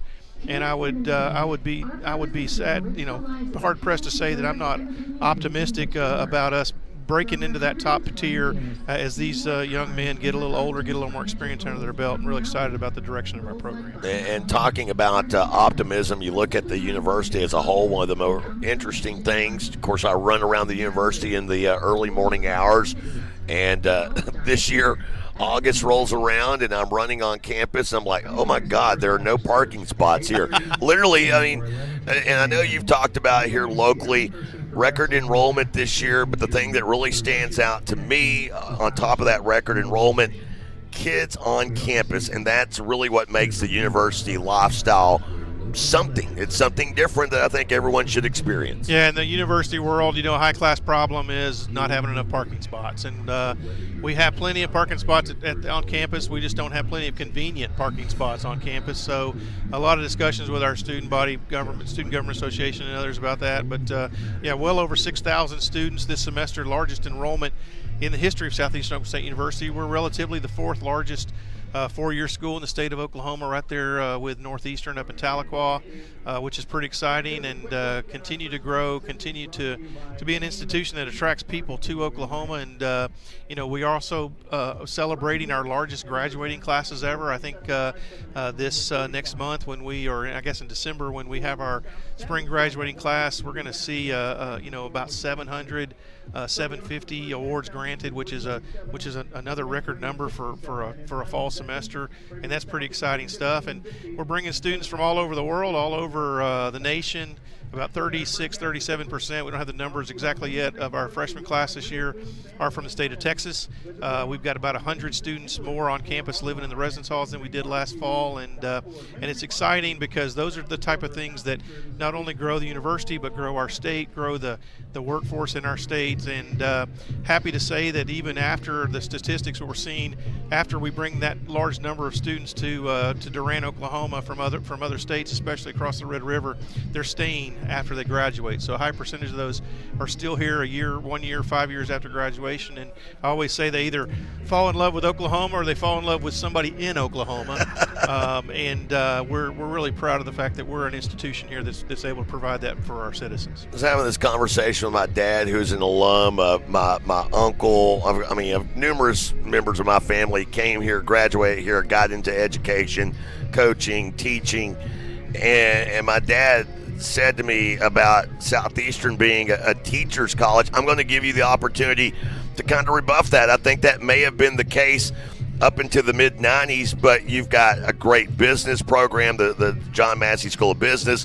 Your safety program has really taken off in the last 2 decades. You also, can't forget the Aero program that you guys have here. Those are things that are unique, I think, to this campus and bring in those type of paying jobs you talk about. Yeah, they are. The heart of our school is started as a normal university, normal college, is teacher education. Our largest graduate program still on our campus here is our master's in education. 10 years ago, we had about 47 students in our master's of education program, and with our growth, about 38% over those 10 years. This fall, we had almost 1,300 masters of education seeking students. So we are educating folks who are going out and educating others in the classrooms of Oklahoma and Texas. And then, as you said, a large growing business population with the John Massey School of Business, our second largest population of students in business. Aerospace, we have the second longest running professional pilot program in the United States of America, and are graduating pilots for carriers all over the world. And exciting stuff, because we will be making a petition to our accreditors and to our regents next month for our first ever doctoral degree. We're going to do a Doctor of Business Administration at the John Massey School of Business. And then we've opened up a whole portfolio of healthcare programs recently with a lot of administrative business type healthcare programs, but we'll be also asking our regents and our accreditors for approval to do a Bachelor's of Science in Nursing. It's going to be an RN to BSN program, our first true science related healthcare degree, producing more nurses for our state and our region. And then we won't be the only regional university in Oklahoma that doesn't have a nursing program, which is really, really important. Now I'll tie this all back up, because we started talking about football. We got up on the hill. We talked about things on the education side. Let's bring it back and wrap up on this. A lot of people don't realize you got your university life started in the sports information department. How important is collegiate athletics to the life of a university? Well, it's you can't say it's not probably one of the most important things to the life of a university. I think we all have over 500 student athletes here at Southeastern, and then you add band and cheer and all of those complementary programs that help support and cheer on athletics. And it is a significant portion of our undergraduate student body, and we wouldn't have full residence halls if it wasn't for our athletic program. We wouldn't have cafeterias that are overflowing with students if it wasn't for our athletic program. And it's really important in that sense because it brings a livelihood and a spirit to a university just on a daily basis with all of the activity of those students that are participating in those events to our institution, and it is important. And I'm biased because I was a college athlete. In fact, in 1987, as a freshman at Austin College, I played football right here at Paul Laird Field. I tell people I didn't play college football. I was on a college football team, and the only time I actually faced off against someone in a different colored uniform when I was at Austin College was here at Paul Laird, and so it has a special memory being, born in Sherman and went to Austin College as an undergraduate. So, and then I spent about 15 years in sports information and college athletics, and that's where I got my start. And a little different than most university college presidents. So, very proud of the fact that I can support our athletic endeavors, our student athletes, and I support them as the chair of the Great American Conference Council of Presidents, as well as a member of the Division II membership committee with the NCAA. So it probably goes without saying that it's very, very important to me in our university. Of course, and you're also the only university president ever to come up and jump on air to remind everyone that Marquise Gray only catches touchdowns. Yeah, I did, yeah. Dr. Thomas Newsom, everyone, thanks for stopping by. Enjoy the rest of the afternoon, and good luck moving forward with all things here at Southeastern Oklahoma State. Thank you, Jay, and y'all do an amazing job. I appreciate when we're on the road listening to you and telling folks about how well we're doing, and let's have a great second half and go Savage Storm. Thank you, sir. Of course, coming up, we wrap up the Choctaw Nation of Oklahoma halftime show. We'll have second half after this on the Southeastern Sports Network. We recently asked listeners to describe the Super Nachos off the Taco Casa's Super Menu. Here are their stories. I love that when you order the Super Nachos to go, they separate the chips from the toppings into different containers so that I get to have crispy chips. The Super Nachos, only on the Super Menu at Taco Casa, located on 1st Street in Durant and southbound 75 in Calera. Taco Casa, real fresh, real food, real good. Arnett Insurance is proudly celebrating 60 years of serving Durant and the Texoma area. That's 3 generations of family ownership looking out for your insurance needs. Rates for home, life, auto, and commercial that fit your lifestyle and budget. At Arnett Insurance, you'll find 10 licensed agents with over 270 years of experience. Locally based agents that work with a variety of insurance companies give you the best options available. Located at 1116 West Main in Durant, it's Arnett Insurance and ArnettInsurance.com. Shamrock Bank is an employee-owned company based in southeastern Oklahoma. We are a proud sponsor of Savage Storm Athletics. Many of our employee owners are alumni of Southeastern and know firsthand the opportunities higher education can bring. Our success is tied to the success of the communities we serve. Come see the difference employee ownership makes. At Shamrock Bank, you are more than a customer, we are more than a bank. Shamrock Bank, member FDIC. Get 6 of America's favorite boneless wings every Monday at your neighborhood Applebee's. Anytime there is a pick 6, an interception returned for touchdown in a Sunday NFL game, come in on Monday and use the promo code PICK6. And you'll get 6 boneless wings for free with purchase of $10 or more. Plus, Spooky Sips are back with Dracula's Juice, Franken Mama, and Boo Lagoon. But only for a limited time at your neighborhood Applebee's of Durant. 1001 West Side Drive. Open till midnight Sunday through Thursday and open till 1 a.m. Fridays and Saturdays. Afternoon. Quick look at the weather as we begin this second half. It is perfect as it's 79 degrees, not a cloud in the sky. Brought to you by our friends at Shelburne Heating and Air, your locally owned heating and air experts. Keys to the game, one of them was start fast, 27-0. Can't start any faster than that, Rob. Well, you really can't, and I'll tell you what, they started fast and they kept their foot on the gas. The big issue here, start fast again. You know what I mean? Don't let your foot up off the gas. Don't go to coasting and cruising into the close of this one. Go ahead and finish it off and play 60 minutes. Southeastern took the opening kickoff. That means that Southern Naz will have it to begin the second half. Your U.S. Cellular kickoff, a south to north kick for the leg of Jackson Nally, who has been splendid so far this season. He's into a trot, and here is your second half kickoff. It's to the right, hits at the 10, and will bounce into the end zone for a touchback. Southern Naz, they had the ball to end the half after a failed 52-yard attempt from kicker Dylan Cox. It was kind of a discombobulated setup. They took a little bit too long to make the decision. And with that, the touchback will have Southern Mass beginning this half down 27-0 at their own 25. And if personnel is any indication, Coach Atterberry certainly wants to stay on the gas. All 11 starters back on the field to start this second half, and Crimson Storm late again getting off the sideline. After Rasheed Knoll took those last two series of the half, it is Bryson Evans, the redshirt junior out of Wichita, Kansas, with 3 men in the backfield. They'll hand off here.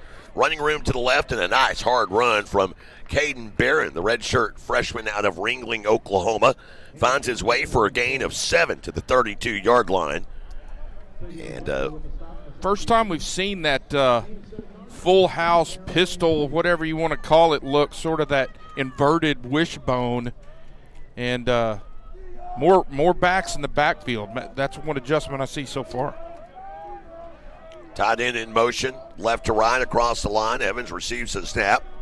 Will keep on his own, running between the hashes, taken down on the left hash by Braden Winters, but right at the line to gain at the 35. That first half, Southern has held to 67 yards of offense. They've already got 10 on their first 2 plays of the second half. Well, the big issue is for this Crimson Storm offense, they can't have 2 or 3 yards on first down and second down. They've got to have third and short, and they had it there, were able to pick it up.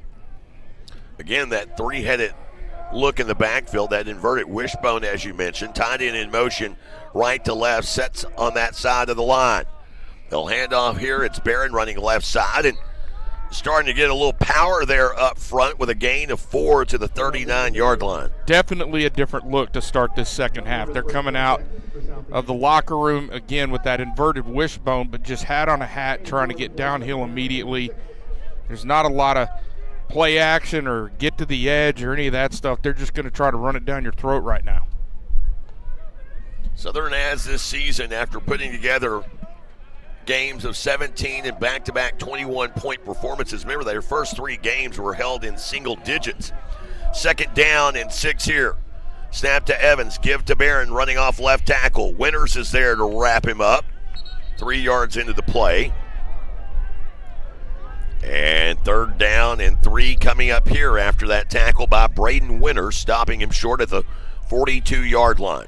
Yeah, it looks like they're just going to try to ground and pound right now, try to shorten the game a little bit, keep the ball away from this offense that they really, frankly, haven't been able to stop. You've had the missed field goal, and you had the turnover with the interception in the first half. Other than that, every Savage Storm drive ended in the end zone. So third down and 3 here, line to gain, the 45-yard line, still in minus territory. Again, that inverted wishbone look. Evans receives the snap, bobbles it. He's under pressure. He's going to be sacked. Jordan Hood gets back to the quarterback, back at the original line of scrimmage at the 35, and Southern Mass is going to have to punt it away. Well, and just when you thought they were going to take advantage of another third and manageable 3rd and 3, they did try to get some play action, get somebody down the seam. It's 85. We don't know who that is, but that's who they tried to get down the seam. Coverage was decent, but boy, the pressure was intense, and they got to him. Great job. So back to punt away is Adam Atwell. Williams back to return at his own 26-yard line. Here's a high spiraling punt that hits in front of the returner at the 33, takes a Southern ass hop all the way down to the 21-yard line, and with 11:30 to play, Southeastern Oklahoma State will take over here, leading 27-0. Should take us to immediate time. That's what I was waiting on. Don't and mean it does. To, We'll okay. step aside back after this on the Southeastern Sports Network. Durant Lumber Company, your only locally home-owned lumber and true value hardware store at 115 South 3rd Street, has been a supporter of our community's local schools and athletes for over 100 years. You know Durant Lumber for all of their high-quality building materials. Now, get to know Durant Lumber for all of your game day needs with Traeger grills, wood pellets, outdoor furniture, and more. Durant Lumber in the heart of downtown Durant. Quality products, competitive prices. Durant Lumber Company. Behind every project is a true value. Cherokee Communications believes good things come in threes, like 3-pointers. epic movie trilogies. And great home service. That's why Cherokee offers HD TV, high-speed internet, and home phone. And right now, you can get any service or all three for one low cost. Get HD TV, internet, and home phone from Cherokee Communications and score 3 for the home team. Visit CherokeeCom.com today. Welcome back, everyone. Paul Laird Field, beautiful afternoon for football. Jay Lindley alongside Rob Johnson. Southeastern Oklahoma State. So far, dominating performance. Their offense making it out for the first time here in the second half as they scored on 4 of 6 possessions in that first half. And Hohenberger receives the snap, handoff, and into the pile. Nothing going there on that first down run. Maybe a gain of 1 on the play. Yeah, 7-8 guys down in the box. You've got all 4 linebackers, that front 3, and a safety 27 even coming down into the box right there. They were not going to let that first down run work. Cobb with a gain of 1 on the play, remains in the backfield, had a rushing score. The only 2 drives they didn't score on, they were threatening when Hohenberger threw an interception, and then the missed 52-yard attempt to end the first half. Cobb up the middle, 25, 30, and stumbles along. It's a shoestring tackle, but it is a first down run for Jonathan Cobb, as Elijah Simmons was able to stop that from being a lot more than it was. Still yet, it's a gain of 13 and a Southeastern first down. Well, and Elijah Simmons comes down into the hole, and Jonathan Cobb makes him miss. He's able to run him down and get him on the ground, but a great cut in the hole from Jonathan Cobb to get that run going.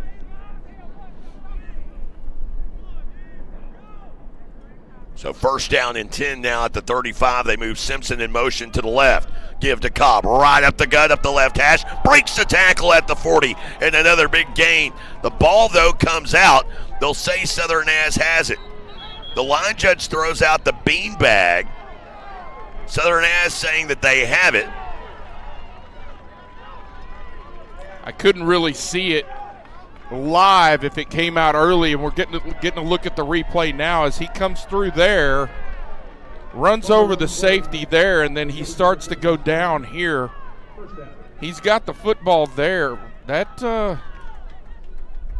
it looked like it was coming to loose a little bit before he went down, so interesting to see if Coach Atterberry wants to challenge this or not. The bad thing about that is that fumble now -2 on the day puts Southeastern back to even in turnover differential.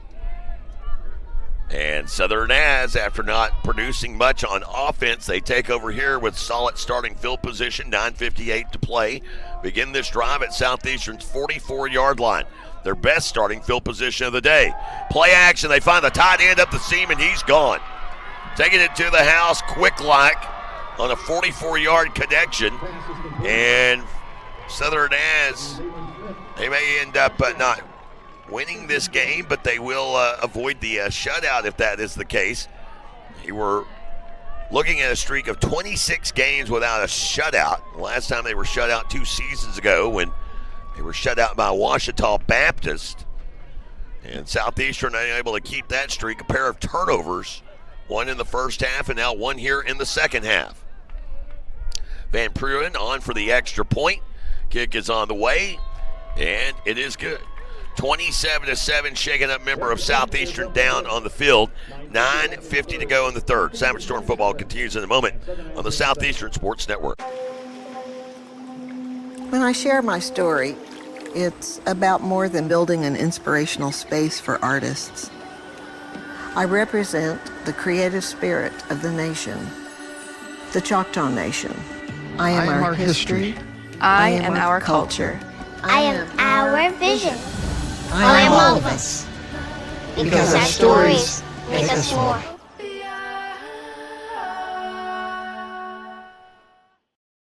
With Chevy trucks, be ready for adventure. With power you can count on. Capability that doesn't compromise. A hard-working EV with more range than any competitor and the potential to take you anywhere. It's Chevy truck season. Get 0% financing plus make no monthly payments for 90 days on all 2024 Silverado 1500 pickups. See your Texoma Chevy dealers. Welcome back, everyone. We have discovered who number 85 is. Here's Rob Johnson with your Texoma Chevy dealer scoring drive recap. Yeah, the mystery is solved, but the bigger issue is a one-play, 44-yard drive. Bryson Evans with a pass to Anthony Cox, the mystery man, and a touchdown to get Southern Naz on the board here. Didn't appear on the two deep, didn't appear on the roster, but he appears in the box score, and it is 27-7 as Southern Naz able to break the shutout. And here is your U.S. Cellular kickoff. It is a deep kick that is fielded at the goal line by Williams. Brought out off the left side, 15, 10. Goodness. And Datarian Johnson with a big block over on that far side. That was that that you heard as he blew up Michael Okawobi. And you go back to, remember in the first half that educational conversation that Coach Bo Atterberry was having with Datarian Johnson? If you remember that, and if you were watching this broadcast, you would have seen 31 helmet off on the sidelines, basically encouraging that penalty. Well, the educational talk may have been, let it hang out on the field, and that's exactly what Johnson just did. Well, it did. So this drive will begin at the 22-yard line. Hohenberger in the gun. Back to the ground game, right up the middle. It's DJ Brown, 30. Brown bounces it out right side, breaks a tackle, and ran out at the 42-yard line. Brown with a gain of 20. Great job getting off to the edge, and he doesn't even get touched till he's 5 yards into the run. Then he makes one guy miss, gets to the edge, and maximizes the yards on that carry. Great job up front, and great job, DJ Brown. Brown with that run, he's racking up yards. Whole backfield has to this point. That's a great idea. Thank you, ma'am. One of the fans yelling, take it to the house. They throw it up the left seam, and the pass is caught and dropped by Asa Robertson. Robertson, who initially went to Southern Nazarene from Medill, transferred here this offseason, what is his final year of eligibility. Well, he would like to have that one back because he's running up the seam like we've seen Nunez do a couple of times for some big gains, including a touchdown. And that one a little bit far out in front of him, but he got both hands on it, and he'll be the first one to tell you should have caught it. Now whistles blowing things dead. And apparently needing to reset the game clock, but no one can hear the official. That's my assumption here. And that's what happened because the incompletion, the clock continued to run. And the mic problems continue. Yeah, it doesn't matter if you look up here and talk to them. They got to be able to hear you, Mr. Whitehat. However, they got it communicated somehow. There you have it. Broke out a walkie-talkie. Second down and 10. Corona in motion. Low snap. They'll hand off Brown, running right side, taken down. No gain on the play on that right side run for DJ Brown. And it brings up third and long. Low snap, ball hit the ground. Hohenberger picked over and picked it up and got it to Brown, but the timing on the play was off. By the time Brown gets to the hole that should have been there, it had disappeared. Brings up second and long here. Wrong. Third down and 10. The incompletion. So forgive me. Line to gain the Southern Nass 48-yard line. 4 wide with a tight end. Hohenberger to pass. He's got all day. He'll tuck and run. A ton of greenery in front. Over midfield. Has a first down. Gives a little point at the linebacker Carter Brock, the junior from Hebron High School, second leading tackler in the GAC. Brock couldn't get there before Hohenberger got out of bounds with a gain of 19 and another first down. Great job, Hohenberger. No need to take a hit. Probably need to shut your mouth. Just get out of bounds and get that first down yardage. Great job using his feet. With man-to-man coverage, backs are turned, and he's got all kinds of room to get there. Clock running here, under 8 to play. Corona speeds across the formation over to the right slot. Taylor situated to that side. Now Nunez in motion, sets to that side as well. Handoff Brown up the middle over the 40 and drags Carter Brock ahead to the 35-yard line, gain of 6. And it's 2nd down and 4. Great job from this offensive line, just hat on a hat. And again, getting downhill quickly with DJ Brown, who's got about, 340 yards rushing today. It's not that number, but it's well over 100. And does a great job getting where he's supposed to be and keeping those legs moving. 2nd down and 4, clock moving toward the 6:30 mark. 2 receivers right, 1 to the left is Jennings all alone. Hohenberger receives a snap, early penalty, movement up front. False start likely coming here. Yeah, it looked like actually both guards might have moved there.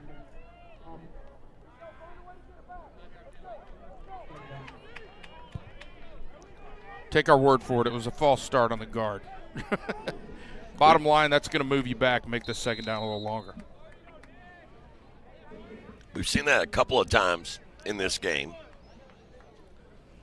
Pre-snap penalties against Southeastern's offense. 4 wide the set here, but it's Nunez lined up as a receiver out wide left, the tight end. Hohenberger in the gun, snap from the left hash. Low snap, scoops it off the turf. He's flushed out to his left, pointing, throwing deep and incomplete. A couple of times we've seen the low snaps from Trenton Jones create some issues here.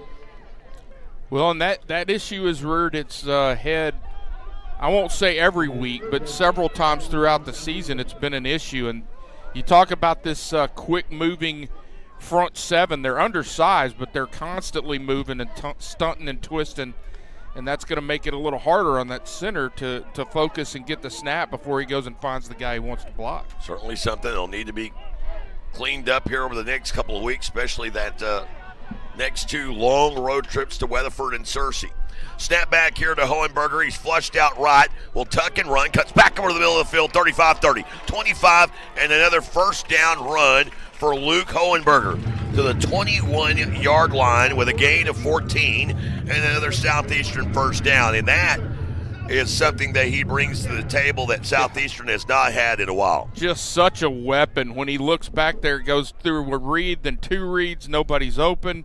Again, man-to-man coverage as Southern Nads have brought some extra people to put pressure. He breaks through that first wave, uses his feet, and uses them well.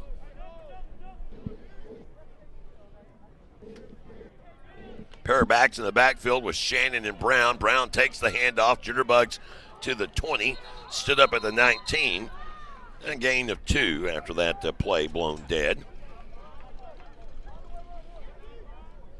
8th play of the drive coming up here. Yeah, now this drive is so far 57 yards or 59 yards now, but using a lot of clock and really demoralizing this defense. These hits, we talk about it every week, begin to accumulate, and as you get further into the game, you grind and get a little more yards on these plays. Also a big time-consuming drive. Simpson in motion, sets up right side of the line. The line stunts to the left, and Shannon breaks free up the middle. Donovan Shannon breaks the tackle at the 10 and walks into the end zone. Shannon with a 19-yard rushing score, and Southeastern back on the board after a time-consuming drive that lasts over 5 minutes. They lead 33-7. Well, and he does a great job getting up through the hole there, and then as he gets into the secondary, almost loses his footing and meets the safety Elijah Simmons and just bounces off that hit and continues on into the end zone. Great run, shows not only speed but power. Cox for the extra point, and the extra point is good. 34-7, 4:30 to play in the third. Savage Storm football continues in a moment on the Southeastern Sports Network. Steubenville Chevrolet in Durant is proud to support Savage Storm Athletics. And with the same pride, resilience, and strength as Savage Storm fans, Steubenville Chevrolet is proud to be Durant Chevy dealer. When you need a new car, truck, or SUV, the Steubenville team is ready to find your perfect tailgate vehicle. No need to leave town to find what you want. Stay local, buy your Chevrolet the Steubenville way, and go Savage Storm. We recently asked listeners to describe the super nachos off the Taco Casa's super menu. Here are their stories. I I love that when you order the Super Nachos to go, they separate the chips from the toppings into different containers so that I get to have crispy chips. The Super Nachos, only on the Super Menu at Taco Casa, located on 1st Street in Durant and southbound 75 in Calera. Taco Casa, real fresh, real food, real good. Back in time for your U.S. Cellular kickoff. It is a short kick, fair caught inside the 20, as spend more time doing what you want and less time scrolling with US Mode from U.S. Cellular. Visit uscellular.com/built for us as we take a look at another Texoma Chevy dealer scoring drive recap. Savage Storm back on the board after a time-consuming drive, Rob. Well, then, and a great answer to that big play score from Southern Naz. This drive, 9 plays, 78 yards, consumes 5 minutes and 15 seconds off the clock. Donovan Shannon finishes it off with a touchdown run from 19 yards out. Time of possession in this game heavily slanted toward Southeastern. 22 and a half minutes time of possession. They have racked up a season high 443 yards of offense. Bryson Evans continues to be your quarterback here in the second half as he'll receive the snap, run right up the middle and over the 25 to the 28-yard line, gain of 3. That's that run that the big quarterback from last year, Gage Porter, right? That's that run that he would take 30, 35 yards. They just don't have the same explosiveness at that position this year. Zone read look, and he takes it off tackle, and that's about all Southeastern's going to let him have. Clock running. 4 minutes to play and counting down here in the third quarter. Evans with 4 wide. The tight end Cox in motion, sets up left side of the line. Early movement on Southern Naz. Instead of 2nd and 8, they'll be facing 2nd and 13. Well, and you can see it in this Crimson Storm offense, and especially their offensive line. They're just walking back, heads are hanging, hands on hips. They got the big play for the touchdown. Southeastern gets the answer, and now the false start put them even further behind the chains. There's a lot of frustration with this football team right now. So 2nd down and 13 here. Line to gain the 35. Far in motion as now Evans will take on his own and he'll meet Jalen Wilson. That was a quick date. I was going to say, I got $5 on Jalen. I don't know. That's a big boy right there. You might gotten a little lower than he did, but that's a right of weight issue there, not a right of way issue. So Wilson with a tackle for a loss back to the 22-yard line.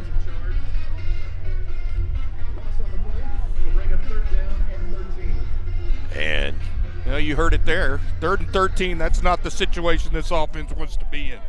Donovan Hill, the new receiver, returning starter from a year ago. He's lined up out wide right on Cole McKnight.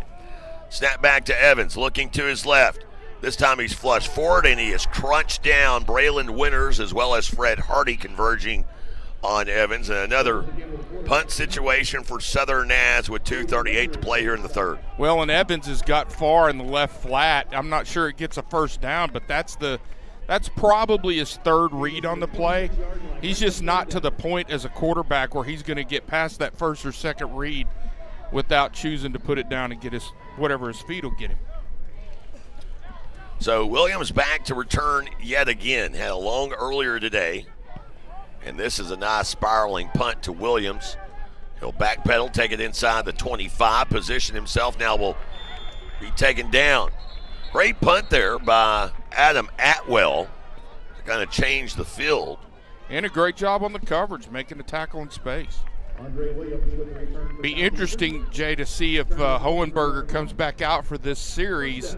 He was over here getting the back of his right hand taped. He's out there, but you might notice a little bandage on the back of that right hand. Looked like he got his hand skinned up a little bit, but he's out there. Few new receivers on the field, including Jack Sternberger and Caden Carter. They're your outside receivers with Williams and Robertson at the slot spots. Handoff here up the middle. And not a lot of running room there as the play finished off by Devontae McCleveland.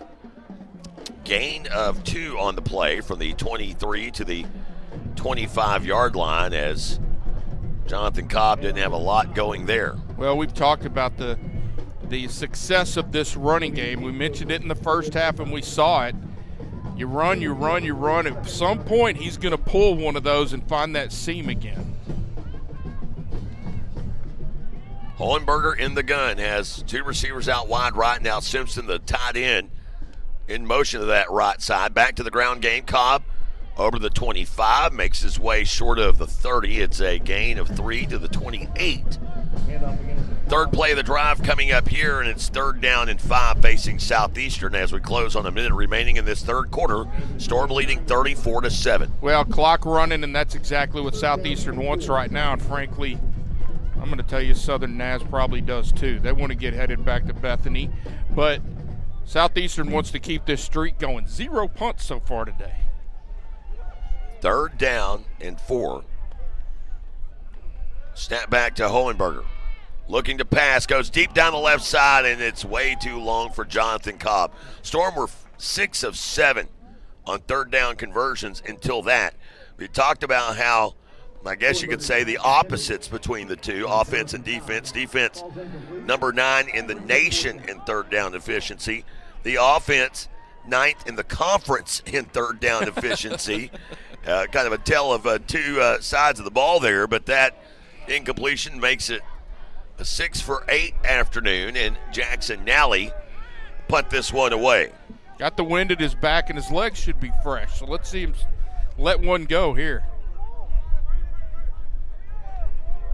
Nally, first punt of the day. He is averaging 42.5 yards a punt. This is a nice, beautiful one that has filled it at the 31. The return, though, breaking loose and slipping away from people is Desmond Williams. Williams up the left side. Williams to the 20, and he's going to take it all the way in. So just like that, Southern Naz back on the board after a missed tackle. It's a 69-yard punt return for a touchdown. And Southern Naz, they generate points by way of the third phase, a 69-yard return by Desmond Williams, the redshirt freshman out of Perry, Oklahoma. Well, you see the missed tackle there at the beginning on the replay, and then 2 more. There's another one, and then another one here. Just guys reaching out and trying to grab instead of finishing their tackles. And credit the returner. He runs through those arm tackles and finishes in the end zone. Van Pruin on for the extra point, and the hold is down. Kick is good. So close to the quarter break, we'll leave it right here. Southeastern 34, Southern Naz 14. Remind everybody about Choctaw Nation's Family Violence Prevention Program. They have an outstanding program helping victims of domestic violence. If you or someone you know is a victim of domestic violence, the help is free, it's confidential, it's open to anyone. Call 1-800-522-6170 to speak with a member of Choctaw Nation's Family Violence Prevention Program. A punt return for a touchdown for Southern Nazarene, getting them back on the board. As let Rob Johnson give you what was the official return there by statistician Matt Thomas. Do you have it at 69 or 70? 70 yards. It's a 41-yard punt. Desmond Williams catches it at the 30-yard line and goes 70 yards. Finishes it in the end zone, and now offense needs to come out and answer again. Don't want to let this momentum get away from you. So the first punt of the day results in a punt return for a touchdown by Southern Nazarene. Wow. Stop punting. That's pretty simple, punting. Right? I mean, don't punt anymore. Let's just don't do that. How about that? Cameron Van Puren on to kick this one away. It is your U.S. Cellular kickoff. It is a north to south kick with 37 seconds remaining here in this third quarter. And here's a short kind of squib kick that will check up at the 37. It's a live ball. Southeastern fortunately falls on it at the 33-yard line, and that is where they will take over with 34 seconds remaining here in this third quarter. Not a bad idea. They're trying to kick that into the void there between the between that front line of return men and the back three that are back there to catch the deep kick. It was in the middle of nowhere and no man's land, but good job coming up and getting on the football. Now let's get that running game back going and get downhill again. Running game that so far today has produced a season-high 287 yards rushing. DJ Brown with his second 100 rushing yard performance of the season. High step and into the gut of Jason Nagu, who will slip one tackle, gain a yard before being shoved back. And gain of 1 to the 34-yard line. 278 yards or 287 yards rushing today. 3 different players with rushing scores. Looks like we might get to the end of the quarter here before we run a play. Yeah, down under 10 seconds to play here in the third quarter, and they will walk it off, so we'll step aside. Fourth quarter time here at Paul Laird Field when we return. Storm in front, 34-14 over Southern As. Back after this on the Southeastern Sports Network. When you're dealing with an insurance company, you're already behind the 8 ball. And the only way to get a level playing field is to hire an attorney. We treat each and every case and each and every client as if they are a friend and neighbor because that is how we view them. You'll get the best service. You're going to have the best people working on your case. That I can promise. Burridge Law Firm. Call 580-920-0700 or visit burridgelaw.com. Home. It's a word that carries different meanings for different people. To some, home is where children are raised. To others, it's a quiet retreat shared with a faithful companion. But if you don't feel safe, home can take on a whole new meaning. At the Choctaw Nation Family Violence Prevention Program, we believe everyone deserves to feel safe, especially at home. If you or someone you know is living with domestic violence, please call 800-522-6170 or search victim support at ChoctawNation.com. We are here for you. Paul Laird Field on a Saturday afternoon, fourth quarter time here for Southeastern Oklahoma State, leading, trying to make it 2 in a row. And trying to get over the 500 mark for the first time this season. As they lead in a dominating fashion here. And Jason Nagu running off left side over the 40, and another first down run for Southeastern on 2nd and 9. Nagu out to the 46 with a gain of 12. There are 2 backs averaging double digits per rush here today for Southeastern. Brown with 10.8 yards per carry. He's got 130 on 12 carries. And Donovan Shannon with 3 carries for 37 yards at 12.3 yards per carry. And that gets you to 300 rushing yards on the day as a team. That's pretty impressive. Southeastern leading 34-14. As another run here, Jonathan Cobb. And Cobb from the 46 into plus territory with a gain of 5 to the Crimson Storm 49-yard line. Last season, the season high for rushing yards in a game, and last year's offense rushing-wise was 6th in the GAC. They had a season high 288 yards rushing against East Central. Well, throw that one out the door because this now over 300, and no reason they should stop doing it either. 2nd down and 5 here. Robertson in motion across the formation, right to left, give to Nagu, up the middle. Nagu breaks a tackle, 45, and then is pushed forward by a defender to the 39-yard line. A gain of 10 for Jason Nagu, the Coppell Cowboy. Again, these hits just starting to accumulate on this defense right now, and the offensive line is just having a fun day. Got to fire out, get a hat on a hat. You've got an undersized defensive front, and you're just taking advantage of it, especially as these runs accumulate over the course of the game. So 1st down and 10 now at the Southern As 39. Back to Nagu. Nagu back up the middle, and Nagu picking up 1 yard on the play to the 38-yard line. 6th play of the drive coming up. Well, Nagu does another good job of getting what he can get. A little counter look there, but I was looking at the snap to see what the deepest safety is. It's 27, Elijah Simmons, and he's about 9 yards off the ball. So he's slowly creeping up towards that line of scrimmage. Again, at some point, expect Hohenberger to pull one of these and find somebody wide open. 2nd down and 9 here. Nagu up the middle. Nagu Again, trying to break an ankle tackle, able to fall for it. Tackle made on the play by Elijah Simmons down to the 33-yard line with a gain of 5. Well, they've got 2 high safeties at the snap, but both safeties are literally walking towards the line of scrimmage as the cadence begin. And to your point, Elijah Simmons coming up and making a tackle 4 yards off the ball is they're just setting that up. This is the best rushing performance by Southeastern since 2016. More on that after this snap. 3rd down and 4. Hohenberger receives the snap, give to Nagu. Nagu into the pile. He's not going to make it. Stood up there, maybe a yard. It's enough to maybe create an interesting decision for Coach Bo Atterberry with 11:38 to go. You're kind of in no man's land. Do you go ahead and go for it here, or do you trot out the kicker? Well, what wind there is, you're into it. And a 4th and 3, and to your point, well over 300 yards rushing, a little over 8 yards a carry. No reason to believe you shouldn't be able to get this here. Perhaps a little zone read look because Hohenberger could pull one of these and get around the edge. 10 on the play clock. Nagu to the right, Jonathan Cobb to the left. Hohenberger receives the snap, and it is Hohenberger on the quarterback read out to the right inside the 30, has a 1st down, and with that run, the sticks will move. The clock will continue to run. It is a gain of 5 on the play, and with that,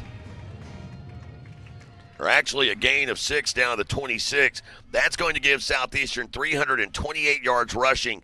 That is the 10th best performance Southeastern has had as a D2 school.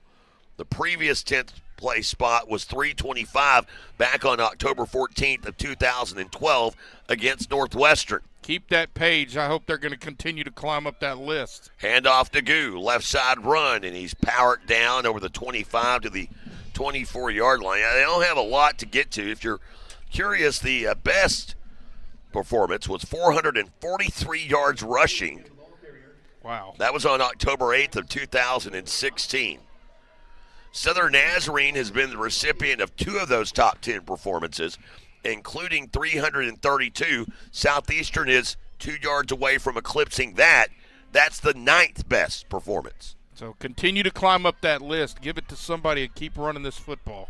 Nagu to the right. He'll take the handoff, run off right side, break a tackle at the 20, and spun down inside the 15.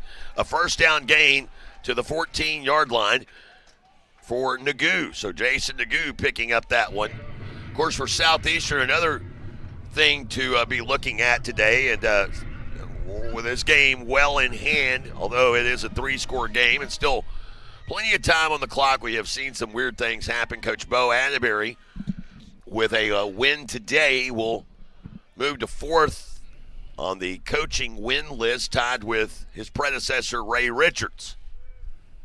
Or I guess you could say his first predecessor. Handoff Nagu. And Nagu met at the line of scrimmage and was taken down there at the 14-yard line.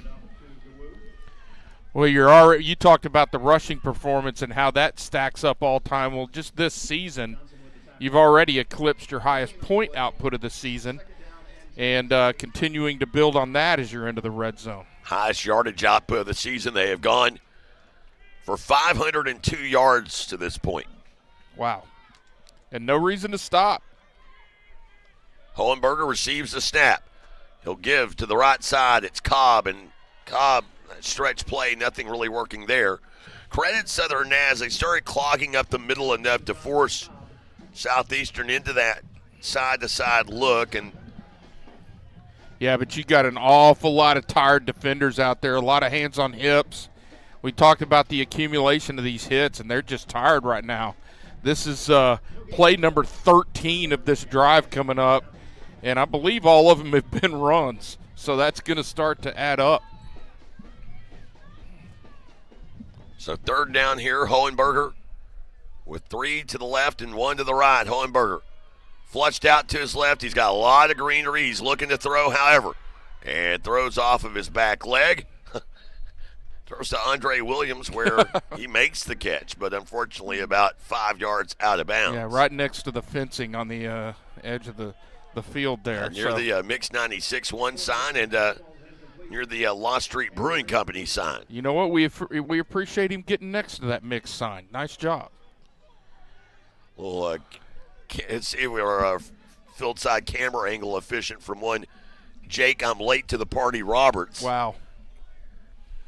Here is Dylan Cox for what is a 36-yard attempt into the wind from the right hash. Snap is back, hold is down, kick has the leg. It's good. It hangs inside the left upright. 37-14 with 7:33 to play. Savage Storm football continues after this on the Southeastern Sports Network. Since 1971, Westside Family Dentistry has been committed to enhancing the natural beauty and function of your smile while improving your oral and overall health. Using state-of-the-art technology, our friendly staff will take care of all your needs, from routine care, crown and bridge, implants, and even orthodontics, including Invisalign. Westside Family Dentistry is the premier choice to create beautiful, healthy smiles for the whole family. At XL Therapy, our expertise extends beyond sports. We also offer dedicated rehabilitation for seniors, helping you maintain mobility and independence. Plus, we provide effective workers' comp rehabilitation to support a speedy return to work. With clinics in Ardmore and Durant, XL Therapy is the community's trusted choice for top-quality orthopedic and sports medicine care. Visit xltherapyok.com to learn more. XL Therapy, where we excel at helping you excel. U.S. Cellular is built for us. Spend less time scrolling and more time watching the game with US Mode from U.S. Cellular. Visit uscellular.com/built for us. Your U.S. Cellular kickoff. It is a north to south kick. Southeastern leading. We'll have your Texoma Chevy dealer scoring drive recap after this. And Nally into a trot into the south wind and in over in kick. That is filled it, fair caught inside the 20. Southern Naz will begin this drive at the 25 with 7:33 to go in the fourth. Here's Rob Johnson with another Southeastern Texoma Chevy dealer scoring drive recap, Rob. Well, the most recent scoring drive we'll get to in a second. The last four, 1 minute, 2 minutes, 4 minutes, 5 minutes. This last one, 8 minutes and 1 second. 14 plays, 53 yards. Dylan Cox with a 31-yard field goal to extend the lead. And should be a well-rested defense ready to come out here and get the football back for their offense. Of course, mention the fact Southeastern already a top 10 performance. And as far as rushing yards go, if you're curious, that is not the longest drive of the season. I'll tell you that here in a moment. Snap back to Evans. He'll hand off right side run. Getting out to the edge is Braxton Bird. And Bird, the sophomore from Canyon Randall High School out in Amarillo, taken down after a gain of 8. The longest scoring drive of the season for Southeastern Oklahoma State also ended in a field goal. It was 8 minutes and 2 seconds. Oh, could have run one more second on the clock. Against Washington. So interesting enough. We'll have to see if we can't buy a couple seconds from our statistician buddy, Matt. As Evans tosses to Bird, he'll break out of a tackle. Mikey Hookfin begging for a hold over there as Zach Zisek got his paws on number 0 over there. Like Mikey told that official, have you not seen me all year? There's nobody that can block me. If I'm not in the play, somebody had to hold me. And you know what? He might not be wrong. We do have to start discussing hard hats at some point. Offensively, again, I mean, anytime you rush for 340 yards, I think the offensive line is a key component. Amen. And the quarterback, Evans, on his own read play, taken down by Jalen Hughes after a gain of 3. Obviously, DJ Brown with that 66-yard career long and a second 100-yard rushing performance this season would also be in the mix. Absolutely. Haven't seen much of Brown here in the second half. Haven't had to. We heard from Coach Atterberry that, of course, about the injury here a while back. Winters fights through a hold. Evans throws on the run, rockets a pass through his intended target over on the far side. It was going for Van Taylor, the sophomore. Well, and he had him open. He just zipped that ball. It's behind the receiver a little bit, and he put all kinds of velocity behind that thing. It's going to bring up a 3rd and long. Going back to the previous play, Jalen Hughes overplays the quarterback on that option look, and he almost pitched that thing. And if he does, Jalen Hughes is going to intercept that pitch and go to the house. Still able to drop back in and get the stop. And here's a pass that's tipped into the air, and it's picked by Jalen Hughes. Hughes wants to score. He's out of the 30, and he's tripped up by the quarterback, Evans. So that pass, I didn't see which lineman tipped that into the air, but it goes up, and Hughes with the tip drill interception. And that sets up Southeastern again, this time inside the 30 at the 25. Well, I'm looking for Went off of Caden Barron, the tailback, having problems with the digital receiver there on the big blow-up scoreboard. I was trying to get the replay over there, but a little pixelated perhaps. Bottom line, a big turnover, and offense back out here to try to finish this thing off. 5:42 to play, Southeastern with it here. Hohenberger will hand off DJ Brown, and Brown picks up a yard before being pushed back. Some of the problems there, I have to point out, Bob Sullins prior to the game wanted to point out how these broadcasts have gone off without a hitch this season. You know what? They've been good. They've been good. Nothing wrong with it. Right there, you've got free safety Aaron Randall making a play 1 yard into the run. What does that tell you about where these safeties are right now? They're not at all concerned about throwing the football, and you got single high here again. Donovan Shannon to the left, DJ Brown to the right. Shannon takes the handoff, bounces it left side, gets to the edge, and they hadn't blown the whistle. He was spun down. I'm not sure if his knee hit, as wrapping him up over on the far side was Adrian Melvin, a senior out of Waco Midway High School. Well, Shannon has got some juice, and he tried to get to the edge right there. Was outflanked by that defender, but still almost got around him and just able to spin him to the ground. If he's able to get past that tackle, cue the fight song and get the extra point team ready.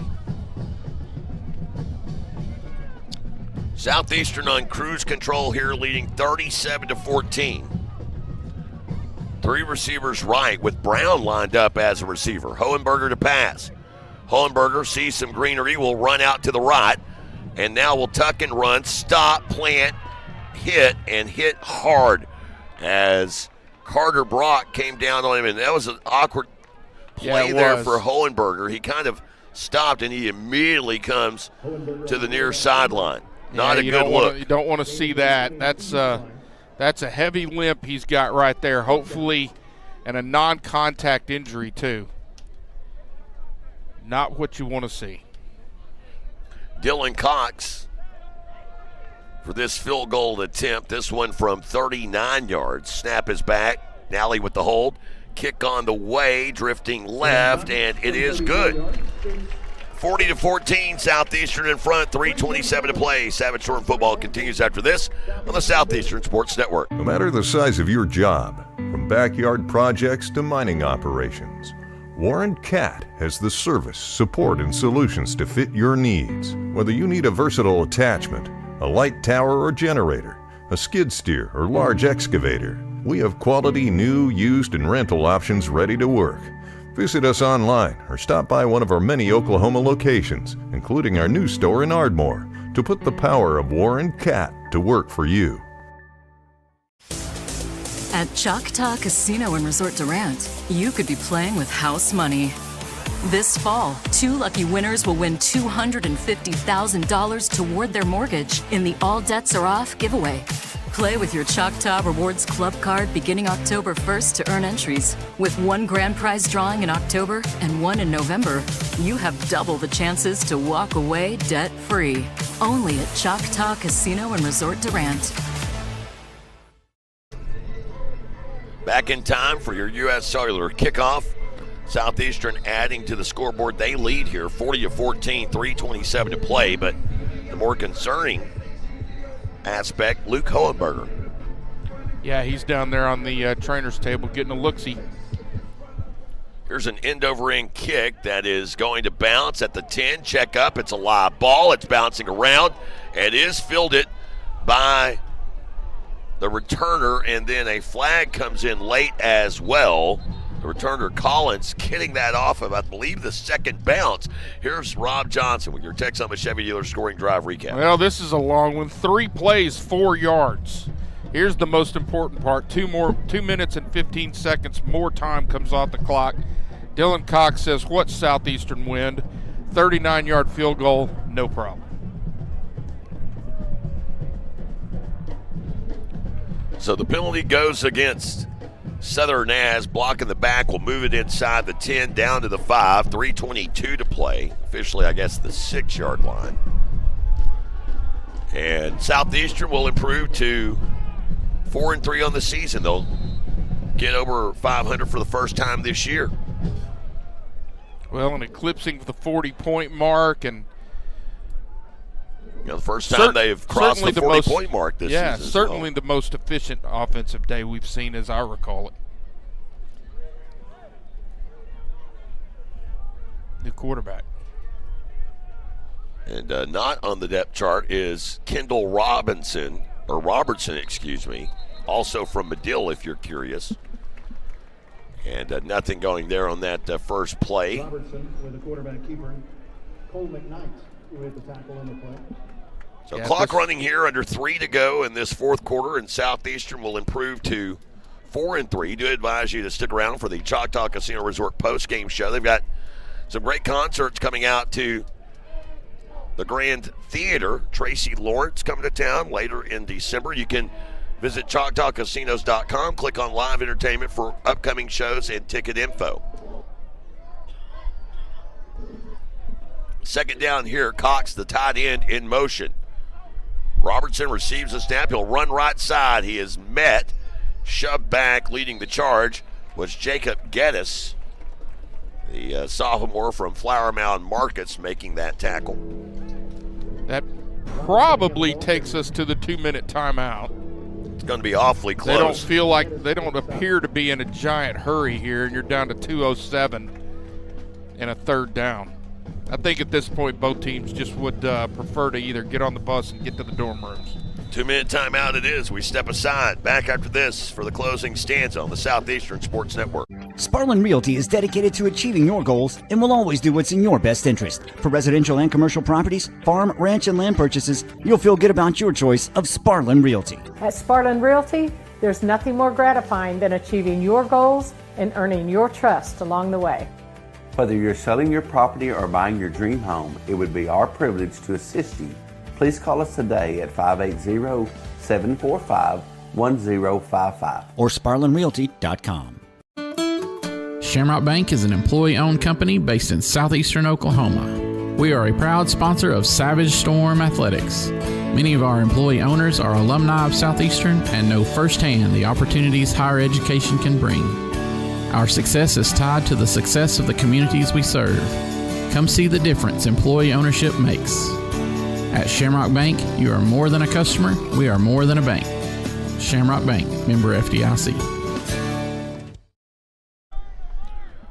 Back out of the 2-minute timeout, Southeastern leading, and here is a quick pass near side, broken up. Robertson trying to get it to his intended receiver on the slant, Van Taylor. And that incompletion brings up fourth down. Southeastern will get the ball back and opportunity to kneel this game out with first down. And Southeastern, big rushing day today. They set a new season high in rushing. Not only do they set a new season high, they also have one of the top performances they have had as a member of Division II college football. As this one fielded by Williams at the 48, bounces off of a tackle, reverses field, running to the left. Stiff arms a man out to the edge, 35, still on his feet before being hammered down at the 32-yard line. So 343 yards rushing today for Southeastern Oklahoma State. And if that number holds, that's going to be the 6th best performance in school history. It will actually surpass the 336 yards rushing they had at Oklahoma Baptist in 1999, which would have been my freshman year of college. So that's been a while, just to say the least. Sergio Perez in at quarterback here. And back in the backfield is Jason Nagu. Nagu takes the handoff, bounces it out to the left, still on his feet. And down to the 30-yard line as Rob Johnson now with us down on the sidelines. And how you like the sideline view there, Rob?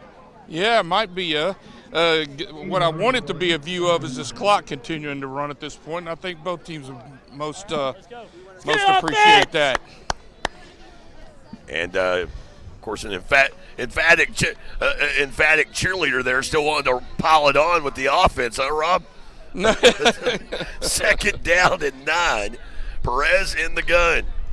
Receives the snap, handoff to Nagu. Breaks a tackle, stays on his feet, crosses over the 30. And was talking while you were making your way down. Now with, I believe, 350 yards rushing today, this will be a top 4 performance rushing-wise since a member of the Division II. We have yet to update the stats after that last run, but they don't have to really do anything else. The differential between game clock and play clock, about 7 seconds. Third down, Perez receives the snap. He'll give to Nagu. Nagu into the pile. He'll slip away over the 25 and down to the 19, and that'll do it. Southeastern Oklahoma State moves to 4-3 on the season. Back-to-back wins for the second time this year. Coming up, it's the Choctaw Casino Resort postgame show. We get it underway next on the Southeastern Sports Network. Life is yours to spend. Spend it apart. Spend it together. Spend a little now. Spend a lot later. Spend it fearlessly. Spend it faithfully. First United Bank. Spend life wisely. Sam Hunt, live in concert. Saturday, October 19th, Choctaw Grand Theater. Sam Hunt Live. You can purchase tickets at Ticketmaster.com. Don't miss Sam Hunt live in concert. Presented by Choctaw Casino Resort Durant. Visit Durant, Oklahoma, where the people are just as special as our town. From our bustling Main Street full of boutiques, stores, and recreational shops everyone can enjoy, to our wide variety of family-friendly and fine dining options. You can enjoy cultural experiences at the newly opened Choctaw Cultural Center, or tons of water recreation activities on Lake Texoma. Durant is a weekend of fun waiting to happen. Plan your next adventure at discoverdurant.com. With Chevy trucks, be ready for adventure. With power you can count on. Capability that doesn't compromise. A hard-working EV with more range than any competitor and the potential to take you anywhere. It's Chevy truck season. Get 0% financing plus make no monthly payments for 90 days on all 2024 Silverado 1500 pickups. See your Texoma Chevy dealers. Welcome back, everyone. Choctaw Casino Resort postgame show getting underway. Big day today for Southeastern Oklahoma State football. Savage Storm racking up the yards, a season-high performance in rushing yards and offensive output. 355 rushing yards. That is good for 5th since they have been a member of Division II college football. As that best efforts over East Central and Southern Arkansas. It's also their highest rushing output since October 8th of 2016. The 40 points scored, also the most they have scored in a game this season. And Southeastern handles business before back-to-back tough long road trips. They have to go to Weatherford next week, to Southwestern Oklahoma State, and then we'll take on, of course, top-ranked Harding. That game coming up as we get set to go down to the field to Rob Johnson with Coach Bo Atterberry. And and awaiting Coach Atterberry to make his way over for our post-game conversation here in the Choctaw Casino Resort post-game show. And now let's go down to Rob. Take it away. Well, Coach, let's start with you. What about You're me? now tied for fourth on the Oh, all-time yeah. coaching list with somebody that you played for. Do you remember his name? I'm not sure. Who would Ray it be? Richards. Coach Richards. I got you. Good one there. A lot less about me and more about great assistant coaches and great players I've been able to work with. So very blessed to be a part of an organization like this and a part of a group like that. So thankful to all the assistants and players and guys like yourself that do a whole lot of work. Well, I appreciate that, but bottom line, let's get to this one specifically. A good 60-minute run, but fifth all-time for total rushing yards since this school's been in Division II. You had to be pleased with that. How many was that? How many total yards? Sorry about that. 340. You're Okay, looking to put me on the spot. Yeah, that's really good. I knew it had to be up there a little bit. It's a bunch. Again, that staff, Coach Rainwater and the offensive staff have done a good job finding a way to run the football, and we thought we could today, and the players ultimately executed, and proud of those guys for sure. Well, Coach, you got, I'll get you out of here on this. Big win today here at home. Next week, another one of those long trips because we don't get any buys here in the GAC, right? Yeah. And got to handle that to keep this streak going. What's the most important? Yeah, I don't know. You didn't know the rushing yards. I don't know exactly how many days, but we're going to play 2 football games in the next, 11, 12 days-ish? Mm-hmm. So celebrate this one. You always got to enjoy all the wins, but there's no rest for the weary in this deal, so we're going to have to get laced back up tomorrow. Not in this conference anyway. Listen, Coach, be safe. Go take care of that quarterback. Make sure he's okay, and we'll see you next weekend in Weatherford. You bet. Thank you. It's right there, Rob Johnson with Coach Bo Atterberry, and Coach Atterberry's math better than Rob's.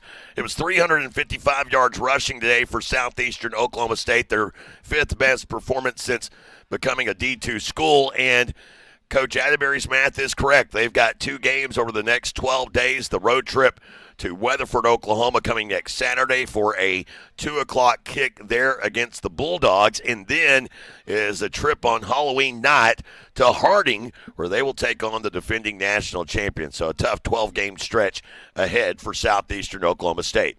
Coming up, more of the Choctaw Casino Resort post-game show. We get into hard hats to dole out. We've got that coming up for you here in just a bit on the Southeastern Sports Network. Steubenville Chevrolet in Durant is proud to support Savage Storm Athletics. And with the same pride, resilience, and strength as Savage Storm fans, Steubenville Chevrolet is proud to be Durant Chevy dealer. When you need a new car, truck, or SUV, the Steubenville team is ready to find your perfect tailgate vehicle. No need to leave town to find what you want. Stay local, buy your Chevrolet the Steubenville way, and go Savage Storm. We recently asked listeners to describe the super nachos off the Taco Casa's super menu. Here are their stories. I love that when you order the super nachos to go, they separate the chips from the toppings into different containers so that I get to have crispy chips. The super nachos, only on the super menu at Taco Casa, located on 1st Street in Durant and southbound 75 in Calera. Taco Casa, real fresh, real food, real good. Since 1971, Westside Family Dentistry has been committed to enhancing the natural beauty and function of your smile while improving your oral and overall health. Using state-of-the-art technology, our friendly staff will take care of all your needs, from routine care, crown and bridge, implants, and even orthodontics, including Invisalign. Westside Family Dentistry is the premier choice to create beautiful, healthy smiles for the whole family. Cherokee Communications believes good things come in threes, like 3-pointers, epic movie trilogies, and great home service.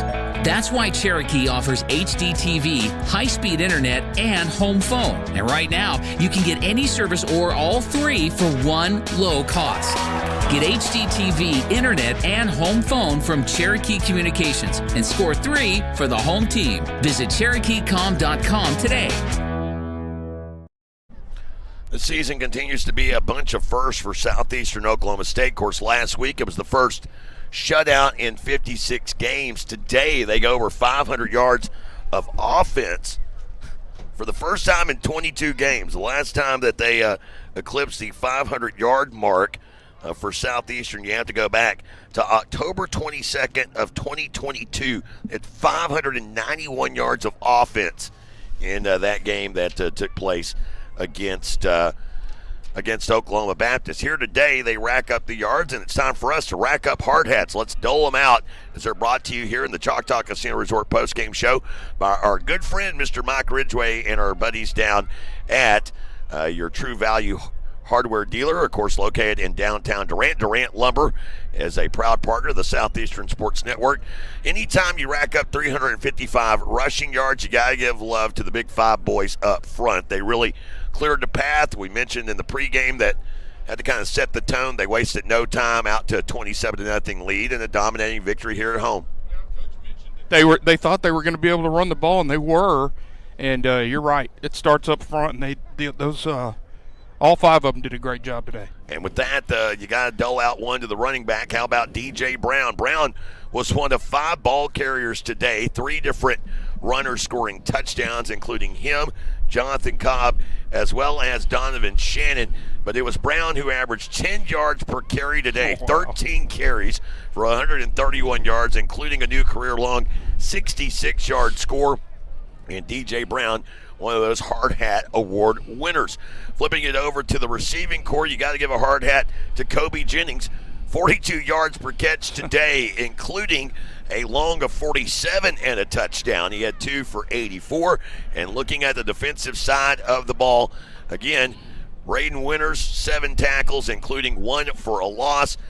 You can't keep Mikey Hookfin out of the box score. 6 tackles, including 1 for a loss, as well as Hookfin, again, showing Stephon Diggs what it should be like to play corner and tackle. Ouch. And Will Wallace, he was our player spotlight this week. He had 6 tackles, and it would be remiss if we didn't mention the big guys up front there as well. Those guys like Jordan Hood, they never get a lot of credit. 3 tackles, 1 for a loss today for Hood, as there's a look at your Durant Lumber Hard Hat Award winners. Be sure to check out the Tailgater Traeger Grill. You can find it at Durant Lumber. While it is small in size, it's big on taste. Find your Traeger at Durant Lumber, and our good friends there, your True Value hardware dealer. As final thoughts before we kick this over to Bob to wrap up the Choctaw Casino Resort postgame show, Rob? Well, best overall performance stem to stern that we've seen all year. And just bottom line, this is a team you should have beat, and you came out and you took care of business. I like to see that. Of course, they've got a tough road ahead. As I mentioned, your math was wrong. 355 yards rushing. It's not a hard number to remember. Maybe you'll have it in your mind by this time next week. Oh, I may not forget it for 2 weeks now. But anyway. But Coach Bo's math was correct. 2 games in 12 days coming up, and we'll be in action on the road next week in Weatherford. We'll travel out as Southwestern Oklahoma State will renew their rivalry. It is, by the way, the second longest Division II rivalry in the state of Oklahoma between those two, the longest being the one between Southeastern and East Central. We'll be out there for a 1:30 First United Bank pregame show and a 2 o'clock kickoff there in Weatherford as those two renew their longtime rivalry. But here today on this afternoon, Southeastern victorious, back-to-back wins for the second time this season, and in the over 500 column for the first time this year. 40-14, the final score. Big thanks to you, the viewer/listener. Big thanks to our sponsors as always. For Rob Johnson, I'm Jay Lindley. I'm kicking it over to Bob Sullins in the Choctaw Casino Resort post-game show. Storm win. You've been watching on the Southeastern Sports Network. The sensational Teddy Swims. I've tried everything but therapy tour. Teddy Swims. Performing at Choctaw Grand Theater, Durant, October 13th. Get tickets now at Ticketmaster.com. For more, visit TeddySwims.com. Shelburne Heating and Air is the choice for all your residential and commercial needs. Service and installation on brands you know and trust. Carrier, Trane, Luxair, Mitsubishi, and American Standard. Shelburne Heating and Air specializes in optimizing the performance of your heating and cooling system. Here to help you improve your indoor comfort. Shelburne Heating and Air, your locally owned heating and air experts. For contact info, visit shelburneheatair.com. Your final score this afternoon, the Southeastern Savage Storm over the Crimson Storm from Southern Nazarene, 40-14. And Southeastern scored 4 touchdowns in the opening half. We'll look at some of the highlights now. It started, let's see here if I can figure all this stuff out here.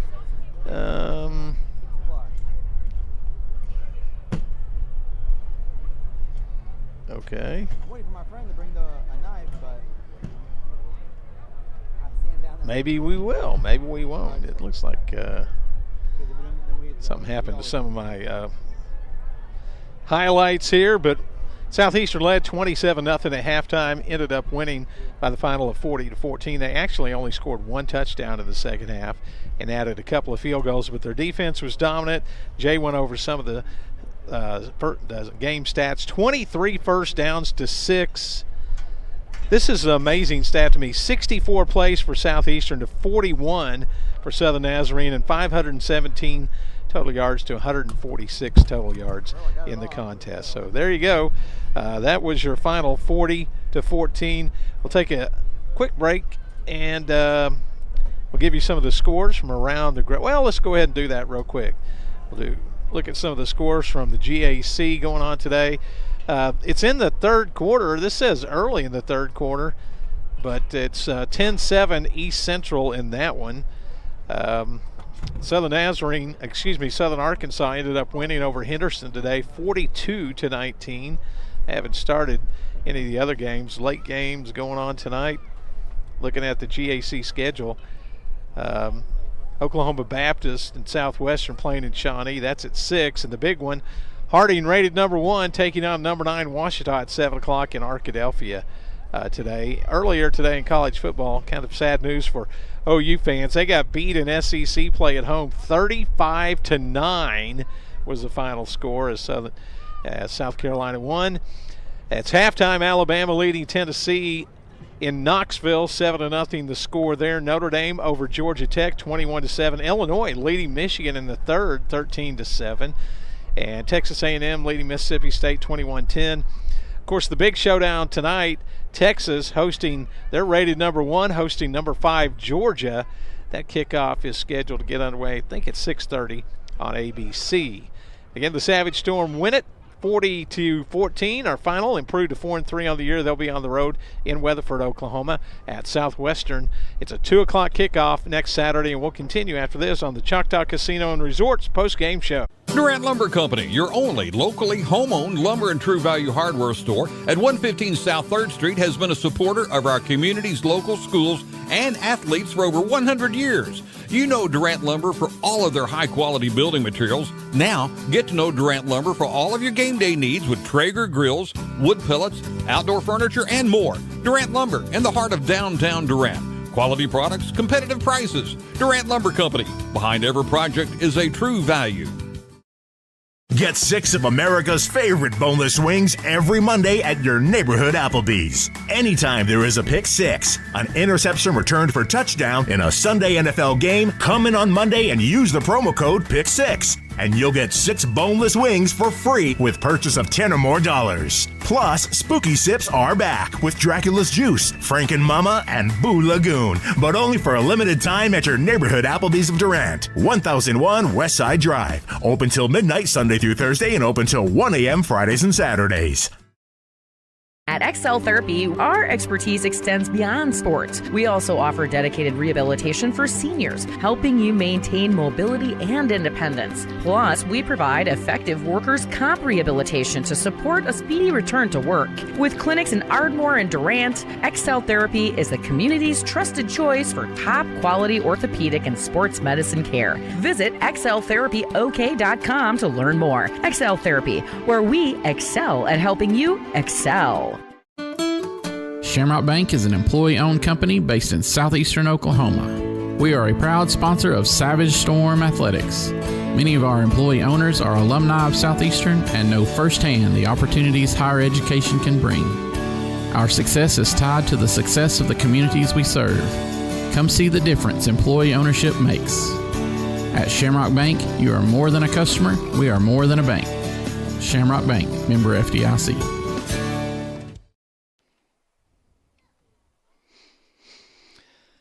Well, wrapping things up, I got some highlights from in the first half. Southeastern scored 4 touchdowns. The first one by tight end. It was a beautiful play that put the Savage Storm up 6-0 at the time. It was Matthew Nunez on the reception. Here's actually, it's not the right highlight, so I don't know what's going on with the highlights right there. I apologize for that, as they appear not to be working right now. So we're going to wrap things up. Savage Storm win at 40-14. Thanks for joining us this afternoon. This has been a Keystone Broadcasting Sports presentation. This